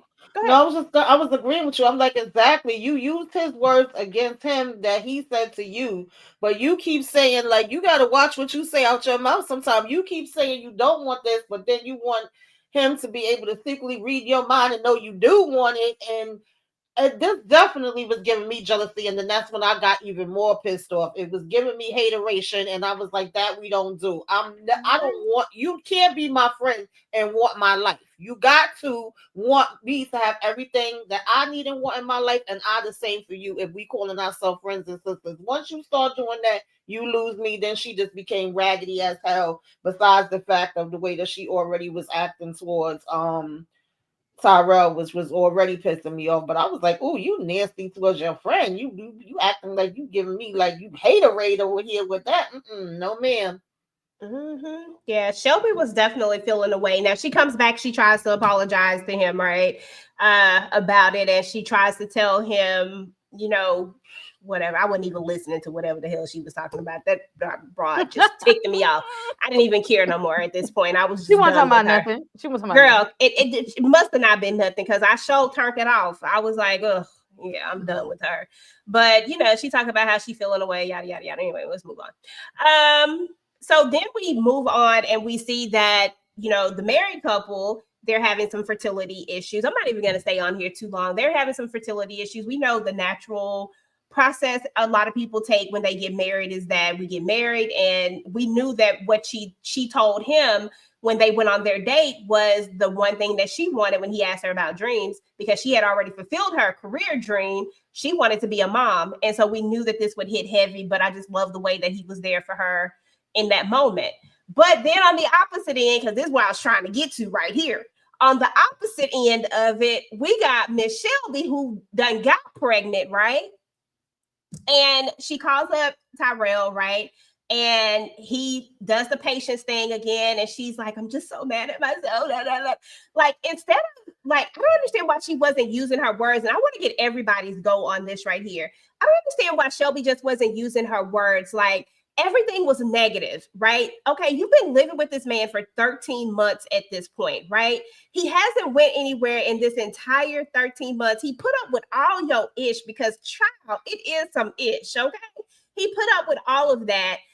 We were given no indication that he's done anything outside of this relationship besides try to be involved in this relationship. So I don't understand where all of the apprehensiveness comes from and why we keep projecting this negative connotation every single time about it. Instead of just saying, listen, I'm pregnant. I don't know what I feel right now, but I'm pregnant. And I mean, just something other than the negative shit that she just kept saying. Cause I was like, God, like, it's like she wanted him to say something negative back. And he didn't give her the negative that she assumed that he would say, right? Instead, he's like, there's nothing to be mad about, And then the first thing she was like, but we're not married. Well, shoot, do you want to be married? Like, in my mind, I'm asking the same questions because do you want to be married? But to her, now it's like, oh, he's just asking me because I'm pregnant. No, he's asking you because you just brought it up. Like, let's just keep it real. You just said we're not married. Shoot, do you want to be married? Like, everything about this irked my soul. I'm gonna start with you, Tika, then Kay, and then Tamika. Just let me know what y'all thought about this. Girl, my soul was irked as well. And he had already planned to marry her. He had already, talked with Jesus, what's his name? Leonard, about possibly marrying her and everything. And she just, but he didn't want, he was, getting everything down pat, getting the timing and everything. But she just lives, eat, sleep, breathe, self-destruction. She, again, toxicity is a real thing. I wish they would give us a true backstory as to what the hell happened to Shelby. Why is she like this? Like, give us some more insight into her world, into her mind, why she thinks the way that she does think. It was just like, girl, you doing too much. And the fact that y'all gonna have a baby together, that would make him, I mean, that's not the only thing. He actually likes you. Anybody that put up with somebody that's so daggone toxic for 13 plus months, they have to like you. Okay. So I just wanted her to like snap out of whatever she was dealing with, but it was a little too late for her. She was ready to pack up her ish and go. She didn't really want to be there. That's the way I take it.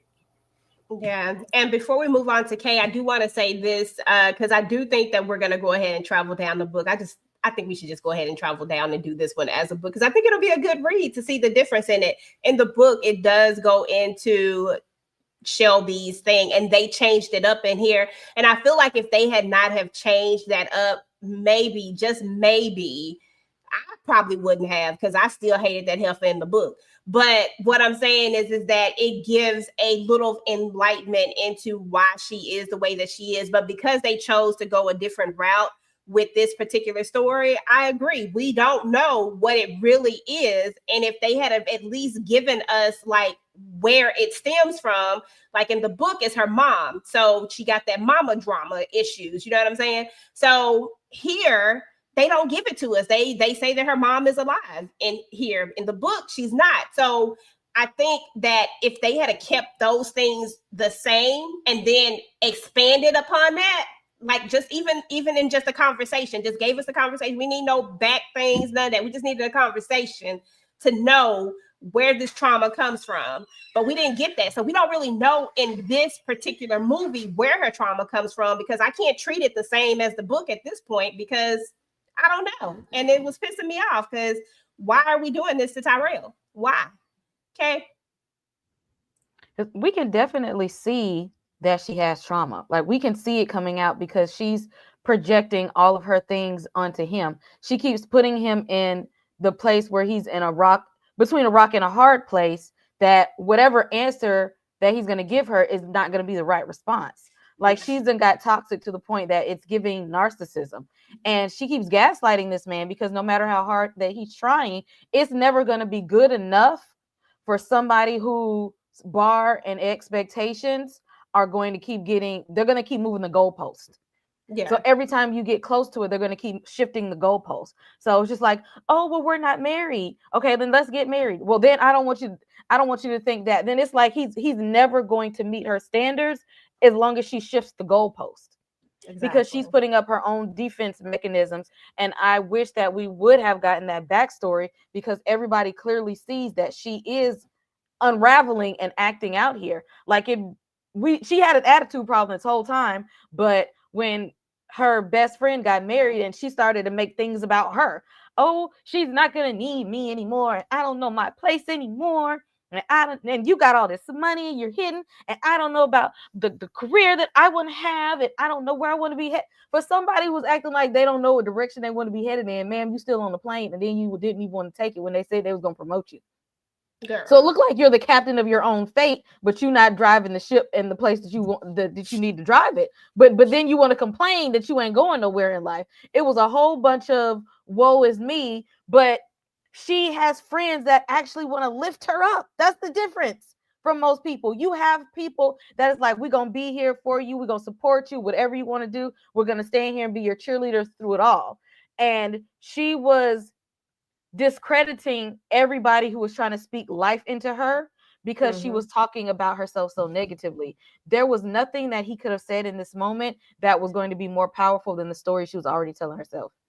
Exactly. I 100% agree. Tamika, anything to add on to that? Because I think I think you hit the nail on the head with that, girl. Yeah, Tika and Kay pretty much summed it up good. And I'm glad you kind of emphasized on the difference in the book because I agree. Like, I think everybody that was watching could see the trauma and know that it's trauma, but it was like, I would really like to see more of what exactly it was because at one point when they were out on their date, they were discussing their parents and their backgrounds. And she did say something about, like, my mother was completely different. She had the degree, but didn't use it, activist and all of that. And here I am, on the plains and she ain't really feeling it. She kind of feel like I'm wasting my life, but she don't mind calling me up so I can pay her bills.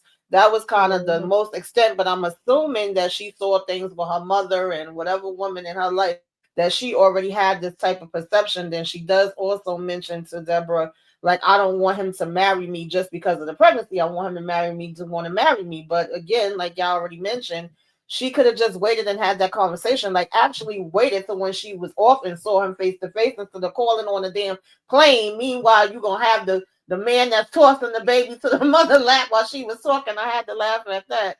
And Girl. it was kind of giving me Coming to America a little bit when it was like, whatever you want me to do. Like he didn't know what to say and he didn't know what to do. He, at the same time, he just wanted to show her, like, okay, I'm kind of surprised at this. Are you sure? All right, then what are we going to do with this situation, now that we're here?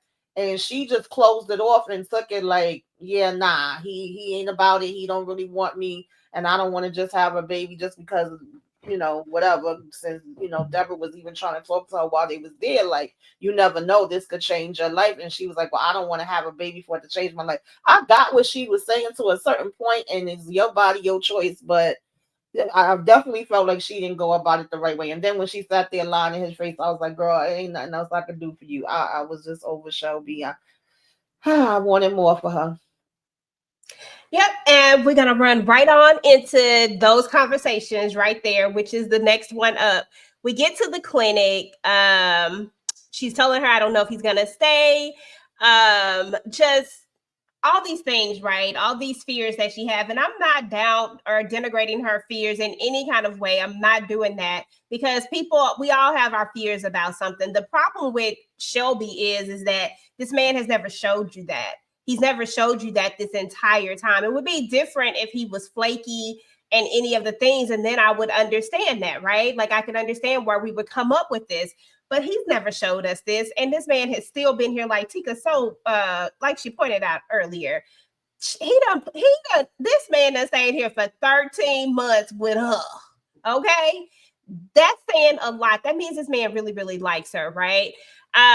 We learned that he did have a ring and that he was going to ask her to marry him, right? And that this has been a thought for him, right? And now we got Deborah over here at the clinic out here trying to, as Candy say, she's trying to go to the chop shop, right?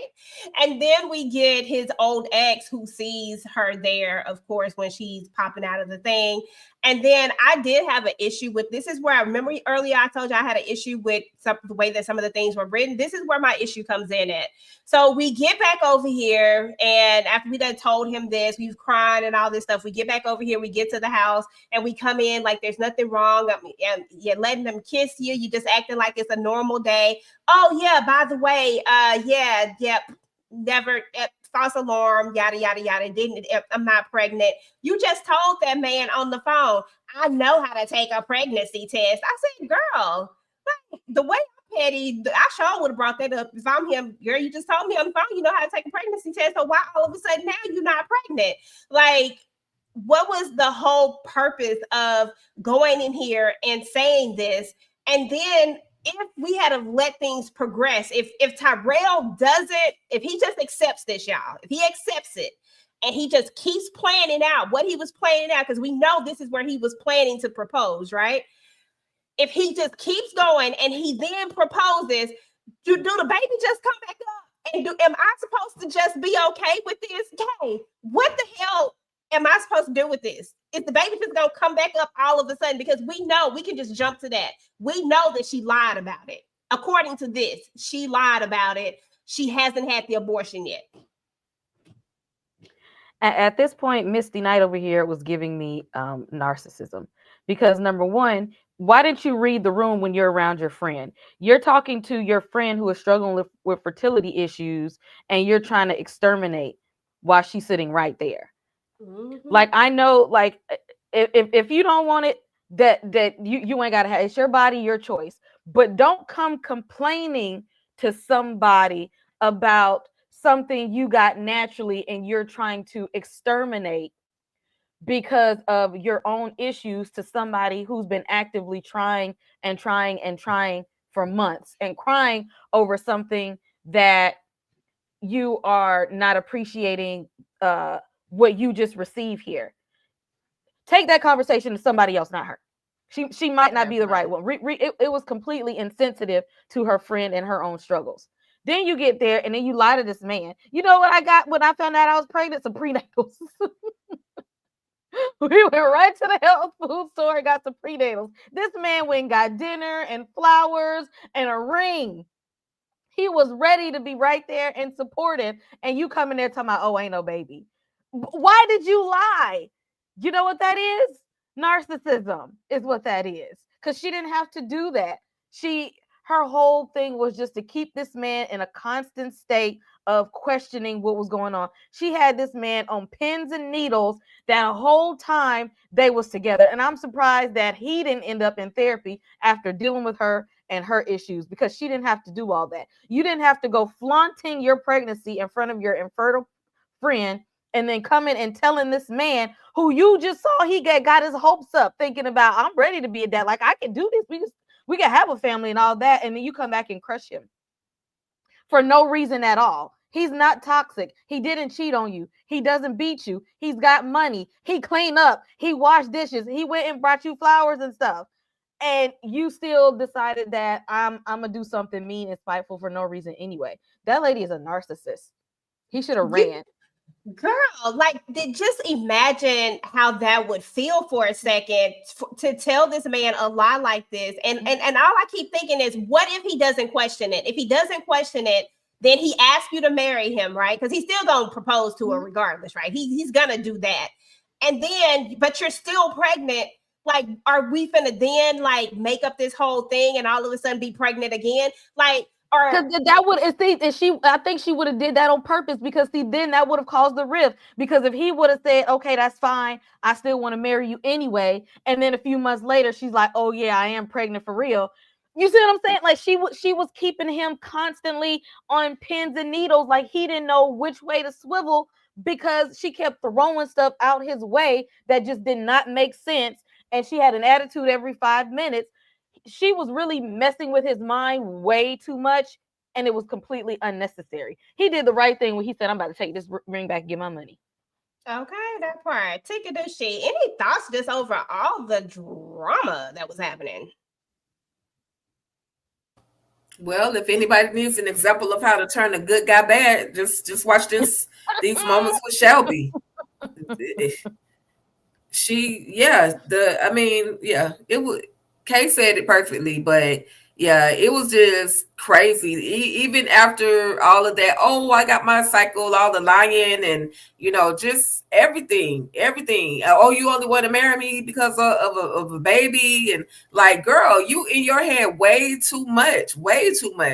So he was like, F this. I can't. Well, we'll get to that part, but it was just too much. It was stressing me out. I was like, if I were in this situation, I would literally have to be on medication, because this is just too much. Girl, stressed us all out. Stressed me the hell out too.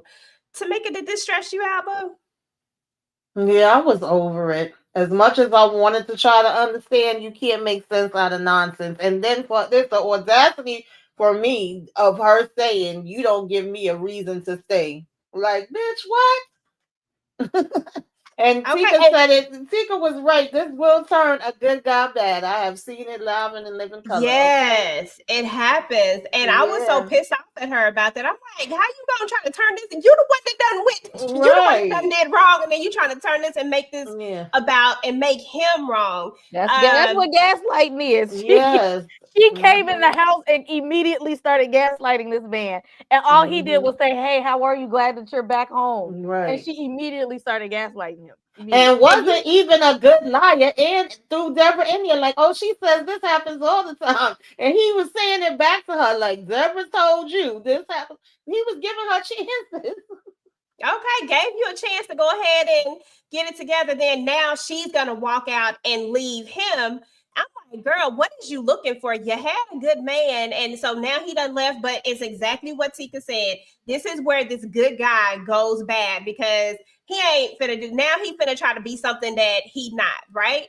But not only do we have that, we have you now that's chasing after what exactly? And I'm gonna move past this. They meet, yada, yada, yada. Old Richard is back, okay?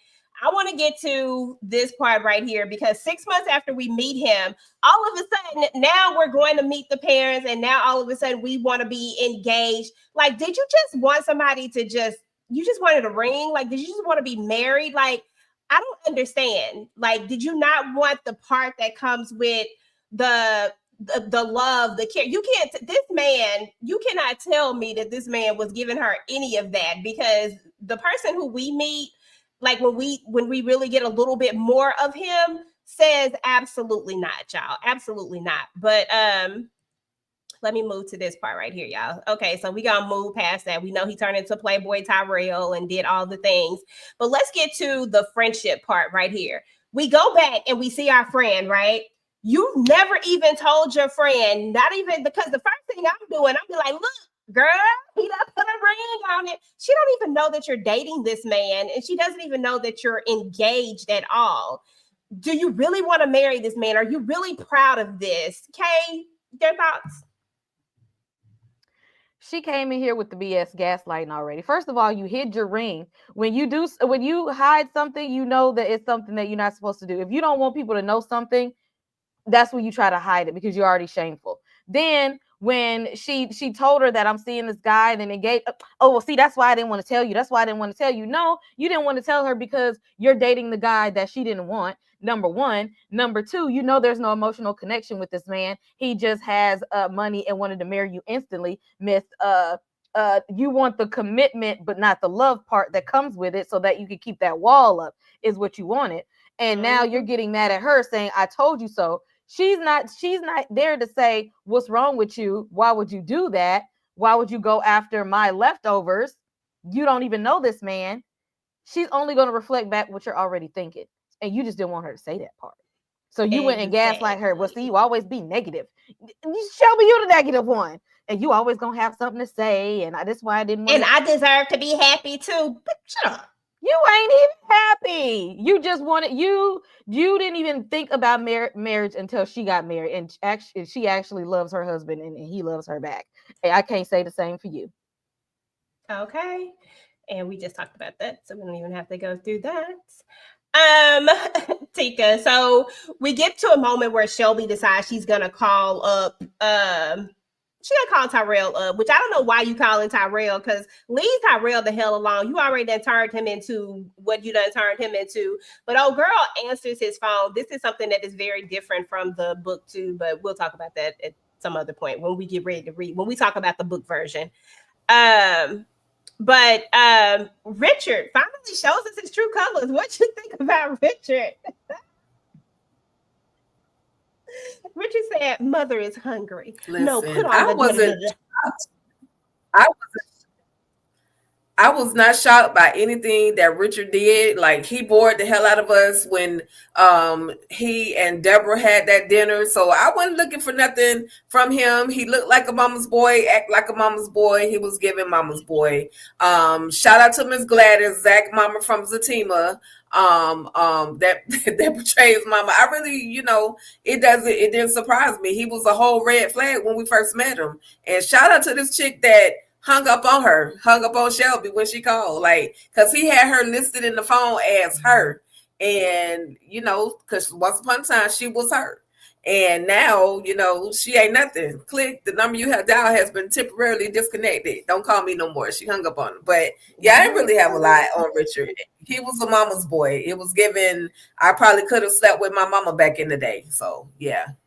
Okay. Well, let's move on to the sad part, because then we get to the sad part where we get the flashes that have been coming to us this entire time. I'm going to start with you, Tamika. We get to this part.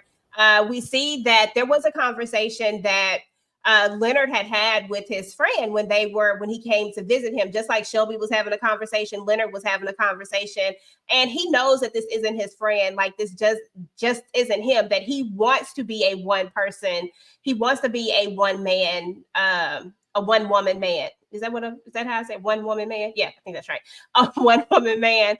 But the thing with Shelby has just put up this wall for him. And so he's out here trying to do something that he's not. So he's leaving him a message as he's driving off. And then all of a sudden he gets hit by a car. And that's where the 2 police officers were coming. They were coming to her door. And then we see that she has finally gotten pregnant as well. And Leonard low-key told us, because he said, I want our children to grow up together or not be that far apart in age, when he was in the car. But then we have this moment where he wakes up and he says, I love you. And then that's it. And Leonard is gone. And I cried like a baby. I ain't even gonna lie to you. I cried. Baby, I cried. Tamika, thoughts? Yeah, this was so sad. Side note, I did not know that freaking raggedy ass Shelby knew that Richard and Deborah had dated. I'm thinking she just met him and we gonna have this moment where we gonna realize that I said, you trifling ass raggedy ass, like she just got even lower for me with that. But anyway, trying to take some damn sloppy seconds. But poor Leonard, oh my God, I just broke my heart for her. I felt so daggone bad. I was like, wait a minute, the time jumps is jumping. Because I'm like, look at this big ass belly, like already having the baby after all this, and now this happens to him, and it's just nothing like when you have that person that's just, your best friend, your everything, your soulmate, I felt for her. I was like, no. I definitely was crying hysterical with this part. She like, you got to be here for your little girl. And, oh, man, I like, well, even though it's horrible, but I like that he got to express himself to Tyrell and tell him, like, you're not really living the life that you want to be living. I know you got hurt, but I need you to get it together and to be real with yourself and true to yourself, and talking about their kids playing together and all of that. And he's trying to send her a text, like, the people that he loved, that's who was on his mind. And then this freaking bitch come out of nowhere, Girl. Oh, Lord. Yeah. That part. So then, Tika, we get over here where we are at first of all, we had Tyrell called up. She called up Shelby. He called Shelby. Yeah, and to me. I'm sorry. I just want to say it was funny to me that even though they broke up and they say they both ain't thinking about each other, she as him in her phone and he had her as her phone. Like him and her. He said, "Who is him? Who is he? What's it? Richard, sit your ass down. Just stop, okay? Like, stop." Richard was irking my soul. But anyway, so he calls her up, tells her what happened or whatnot. So we get here, and Deborah is like, I need you to be strong for me because, listen, Tyrell is full on breakdown at this point. But she's like, I need you to be strong for me. And then he says that I can do it for him, right? And I love this moment. I feel like this was just like such a touching moment, but we're going to move on to the drama. Kay, I'm going to start with you on this drama, because why Richard have to bring his trifling self here? Just jealous for no reason, jealous of him, and you don't even know him. Now, in the book, they play this out a little bit differently, but and it explains why Richard has this reaction that he has. Not that I agree with it, but it does explain it. But they don't really do a good job at explaining why Richard went so here. Like, how much of this relationship do you know? Does she sit around and talk about this relationship? Like, what is it really? You know what I'm saying? Like, why did he have such a reaction to Tyrell? But anyway, he does have a reaction. They end up getting into it. What are your thoughts? Rodrigo Lee was carrying the second half of this movie. He was carrying this end of the movie. His acting was just on point. He was carrying these scenes. Richard, bland ass Richard. I hate when men be in women business. I can't stand it, because first of all, she was going to go see about her friend and check on her pregnant friend because her husband passed. This had nothing to do with you. And she planned to leave him because she said, I needed some space and some time. It'll be good for me to go away. And the next thing you know, he's here. Why are you in women business? You was not invited. That's just overbearing and controlling nature. And she wouldn't have lasted in this marriage and relationship with him anyway. because he just looked like he want to be all, especially when he was like telling her to wear it and all this kind of stuff. It gives controlling, and somebody needed to check him and put him in his place. I did like when he said, he did get that one line in there when he said, "I thought you'd be taller." I gave him a little point for that, because, you know, he said what she said, she's 6'3". She need that, the tall man. He might have got one off on him, but he did need to be checked, because first of all, sir, you weren't even supposed to be there. So I don't blame when Tyrell said, "I'm about to," he said, you know what I be thinking about. Those was fighting words though, because if Richard didn't swing on him, then I would call him a bitch. Okay, this is the part right here. Mama said she didn't have good taste. Shut up, boy. Nobody talking about your mama. Richard wanted all the smoke. Norman Bates ass. Just Richard wanted all the smoke. Oh my God, that stuff was so funny to me. But anyway, I'm gonna go back to this one right here with you, Tika. Shelby is still out here lying, and it irritates the crap out of me, because we are at a moment where we are being vulnerable with each other. Me and my friend, we're talking, and she's brought me to the site where her husband has passed away, and she's sharing this with me. And there was a moment where they're talking, and she says, when she asked her, she was like, or was this before that? Oh, yeah, this was when, I can't remember exactly when it was. I think they were still in the car, but it was somewhere in this moment, right? She asked her, why is she marrying him? And she says, no man has ever been crystal clear with me, and he's intentional. And girl called her that, like, and she was like, why are you always, speaking up for Tyrell? Because Tyrell was very intentional. He was very crystal clear. And you know what else irritates me or makes me think? Because I know husbands and wives love the pillow talk. I always wondered, did Leonard ever tell her about the ring? Like, did he ever say, like, he had got a ring for her? Because that's been some stuff I would have told my husband. I'm like, he had got a ring for her, and that heifer done went and left him, and he was gonna marry her. Like, that would have been what I would have said. He probably did tell her, especially when they that close. He probably said, "Your friend tripping," because my boy's about to pop the question to her. He's about to get down on one knee. Your girl out here on some other stuff. I feel like he told her. Yeah, that's what I'm saying. Like, I feel like he had to. But yeah, but what did you think about when she said this? Like, Shelby's even lying to her friend. Girl, she don't know what the truth is. She don't know how to tell the truth. She's just a narcissist, liar, everything. She's all the things. But guess what? She got what she deserved. She got a man who was going to pretty much choke her behind out. He was controlling her. She got what she asked for. With dealing with Richard, we saw how controlling he was, especially following her, to the house, and, all in women's business, as one of y'all said, and so she got what she got. But it was like, I was just hoping she would just go away. I mean, and I don't want to be mean, but why wasn't her in the accident? But not Leonard. Like, Leonard was a good guy. But anyway, that's all I got for Shelby. I ain't got no love. Sorry. And listen, I'm so glad that you said it, because Tika is the nice one. Nice, and I wanted to say that, but I said, you know what, I'm gonna leave it there. I ain't gonna say nothing. Thank you. Well, you took the wrong one. Can we get a do-over? Please take this one. Come get her. Okay. So that Rodrigo, so that Leonard can go ahead and mourn, and not Leonard, so that Tyrell can go ahead and mourn and be done with it and just go on with his life and maybe find love. Maybe. But but it was what it was. We had a moment where we get Tamika, where the young lady who unalived Leonard comes over and she says, "I'm sorry." Now, what I didn't like about this, I didn't like how they had Jasmine bring her over. It's definitely not like that in the book.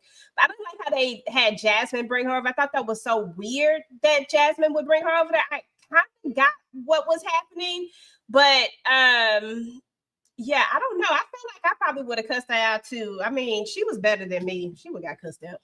Baby, she would have got cussed out, tossed. Like, I didn't get why Jasmine was there either. That was weird to me. I don't know why y'all knocking at my damn door. Keep your sorry, shove it up your behind. Like, my husband is going, like, no, I don't want to talk to you. Why aren't you in jail? Why are you even here? I don't do Why white is she here? Girl, that part. Like, why is she here? Why is she here? Now in the book, the person who hit her is supposed to have had, they had a little money, like family could get her out and all that type of stuff. So, but they did the scene a little bit differently. But she puts her hand over the baby like, this is what you took. Okay, the way she wouldn't have been touched, the way she would have had something broke on her by the time we was all over with. And that part came. Okay, everybody got time for them tears at all. But we say goodbye to Leonard, y'all. We say goodbye to Leonard. Everybody gets up there and speaks and does all the things. And it was just a really nice moment. And then this happens, and I want everybody to speak on it. I'll start with you, Tika. These two decided that they just gonna talk it out, and then she tells him that she hadn't had the abortion. This is when we found out that she hadn't had the abortion. I mean, the AB. I don't know if they let you say that. She hadn't been to the chop shop when she had came to the house, which is why I was so upset. Because why are you lying? Like Kay said, why are you gaslighting? Why are you doing like? What would have been the end game to this? What game are we playing? Why are we not adults? Are we not grown? Who plays that type of game? Like, that's just so wild to me. And how he just sits up here and it's like he should have fought for what? You cannot fight with somebody who is not in the ring with you. You cannot fight with the air. It just cannot happen. Like, okay, hold on. I'm getting upset. Go ahead. I'm sorry. Yeah, he could fight with the air, but he'll look real crazy because she was not, again, she telling him he should have fought. She wasn't willing to fight. So why try to put this guilt trip on this man? Whose side am I choosing? Definitely not Shelby's. Again, why wasn't it Shelby? That's all I need to know. Like, why wasn't it her? That's all I got for her. I hate this for Tyrell. I'm hoping maybe they'll bring a part 3 and we'll see that he's not with her. He's actually with someone that actually loves him, cares about him. Give us a 5-minute clip or something, because this just ain't gonna work for me. I don't know if they're actually together. I don't know why he would. Boy, what she put on you? Did she put roots on you or something? Like, what is going on? Anyway, I'm sorry. I ain't really have a whole lot for this moment. It was a beautiful moment though that they shared to send Leonard home. The people spoke on his behalf, that was beautiful. But yeah, they didn't need to move forward. The way Tyrell should have cussed her out in this moment just would have made my heart just so happy. I didn't care about them getting back together. As a matter of fact, they didn't need to be together. She is so toxic that she don't deserve this man. How are you gonna lie to him about something that is so big and life-changing? And actually, he was excited about something that you got him like to this point, and then just yanked it all away. Then had the nerve to go and get engaged to somebody else because he chose you. He was intentional. Bro, he chose you every single day through the good, the bad, the ugly, and your lying, trifling. Hey, go ahead. Go ahead. I'm calm. Ass. Yes. Okay, I'm gonna show my age right here. So I don't know if y'all remember I'm taking it all the way back to Sister. Remember when he was dating Tia on Sister, and she tried to leave him for Brian McKnight's trifling? Yes. Yeah. And then when she found out that man that was her teacher, and that man ain't want her because he had a wife, he had a woman, and she goes back to him, and it's just like, I mean, okay, so we good now.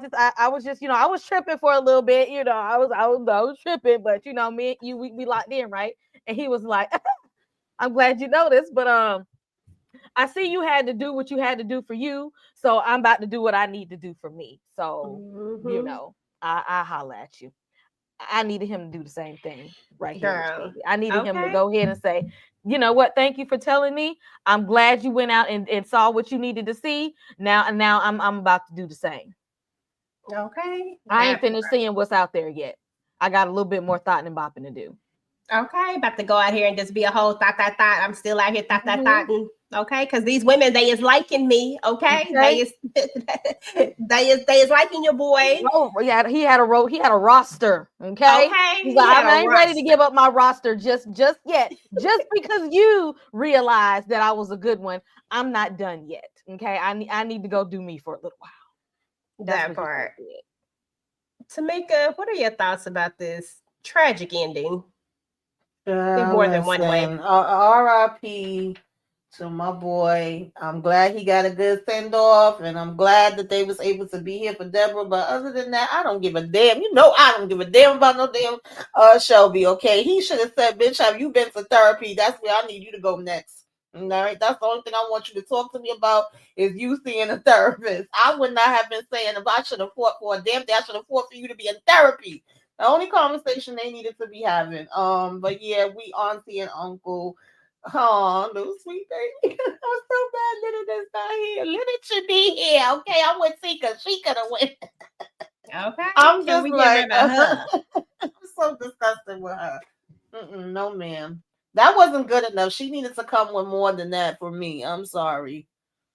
Okay, that part. Yeah, it wasn't good enough. It wasn't a good enough apology, and I didn't see any change. And I just feel like she's going to continue the same old toxic behavior because that's what the main problem was. It wasn't that they didn't have chemistry or that he wasn't feeling her. It's really about the toxicity that she brought to the relationship that eventually is going to change him in some way. You know, like, oh, somebody can only be told so many times that they don't care, that they don't this. Like, you can only tell somebody this so many times before they just give up and like, dang shit, what do you want me to do?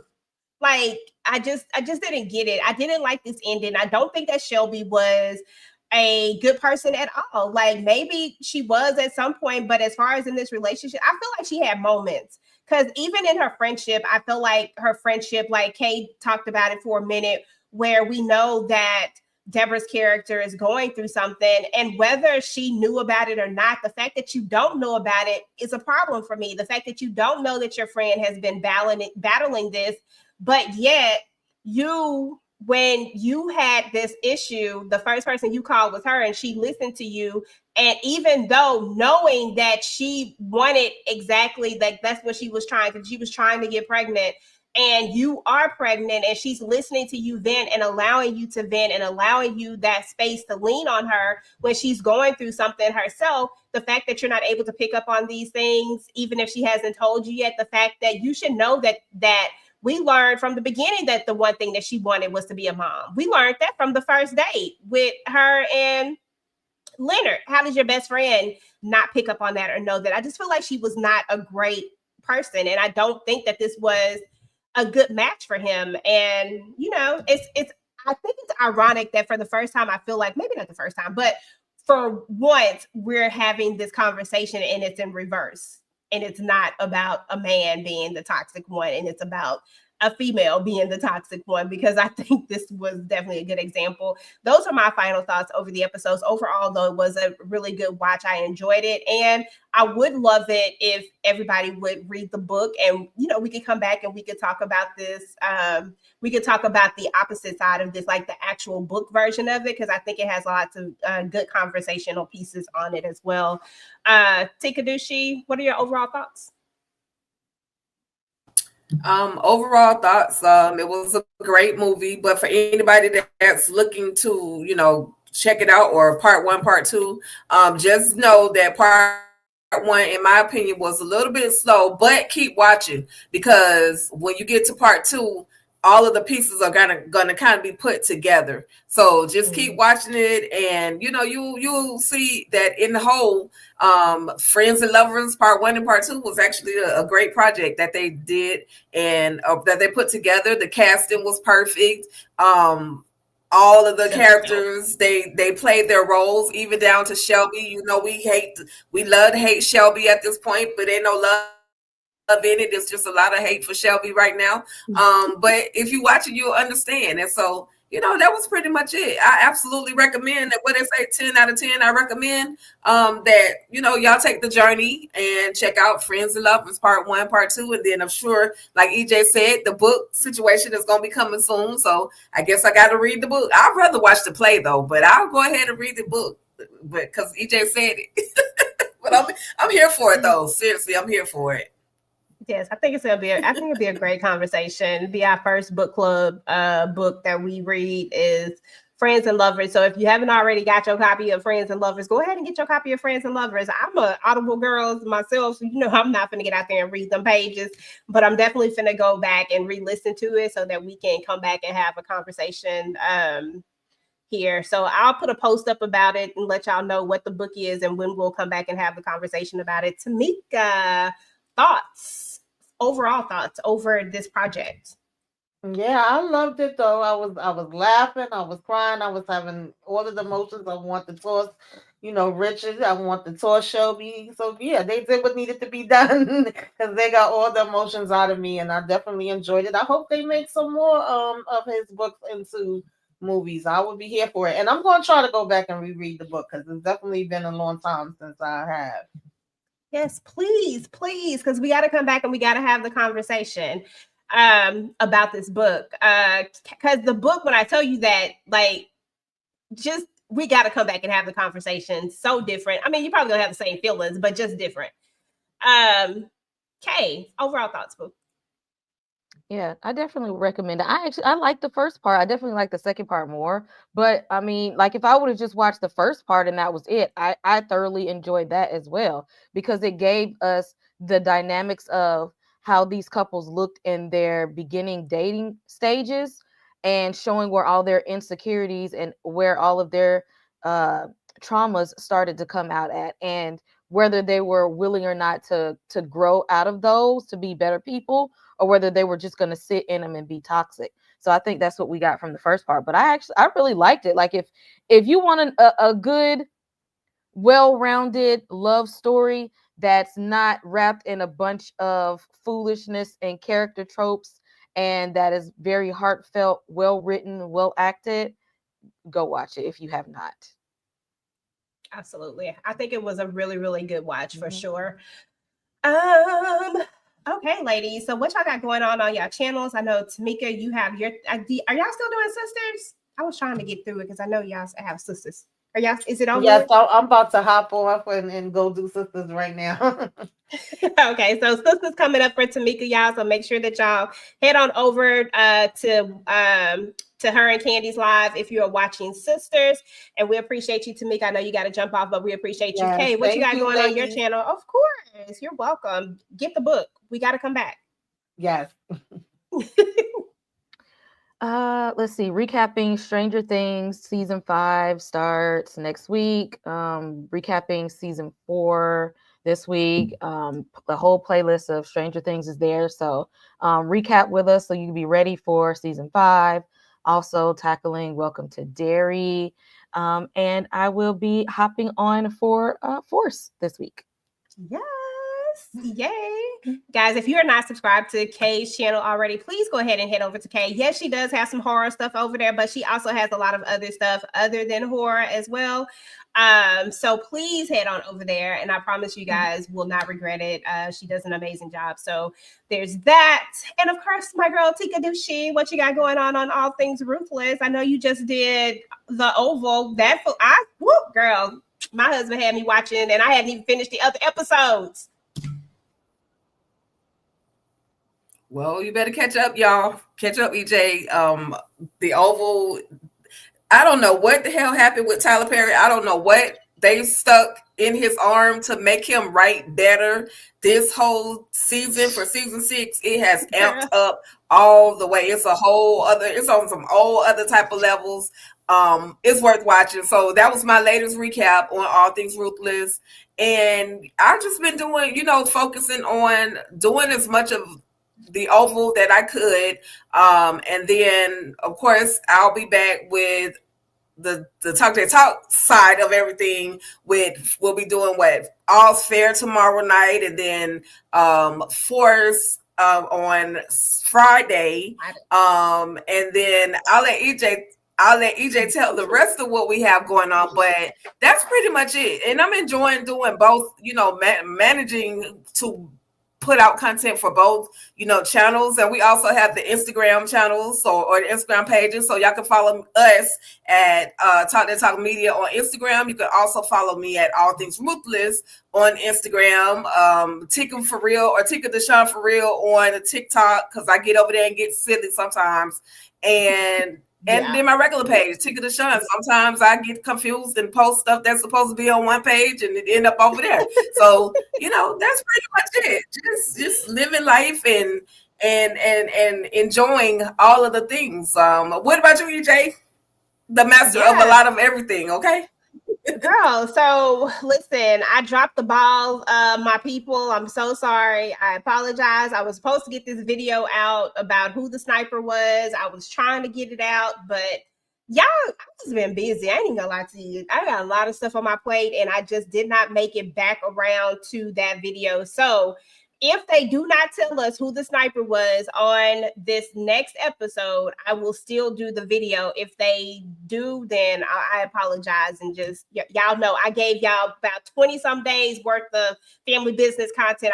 I put a video out every single day. So I hope I can be forgiven for missing this one video. I would really appreciate that, Grace. But other than that, family business is on tomorrow. That'll be my live recap.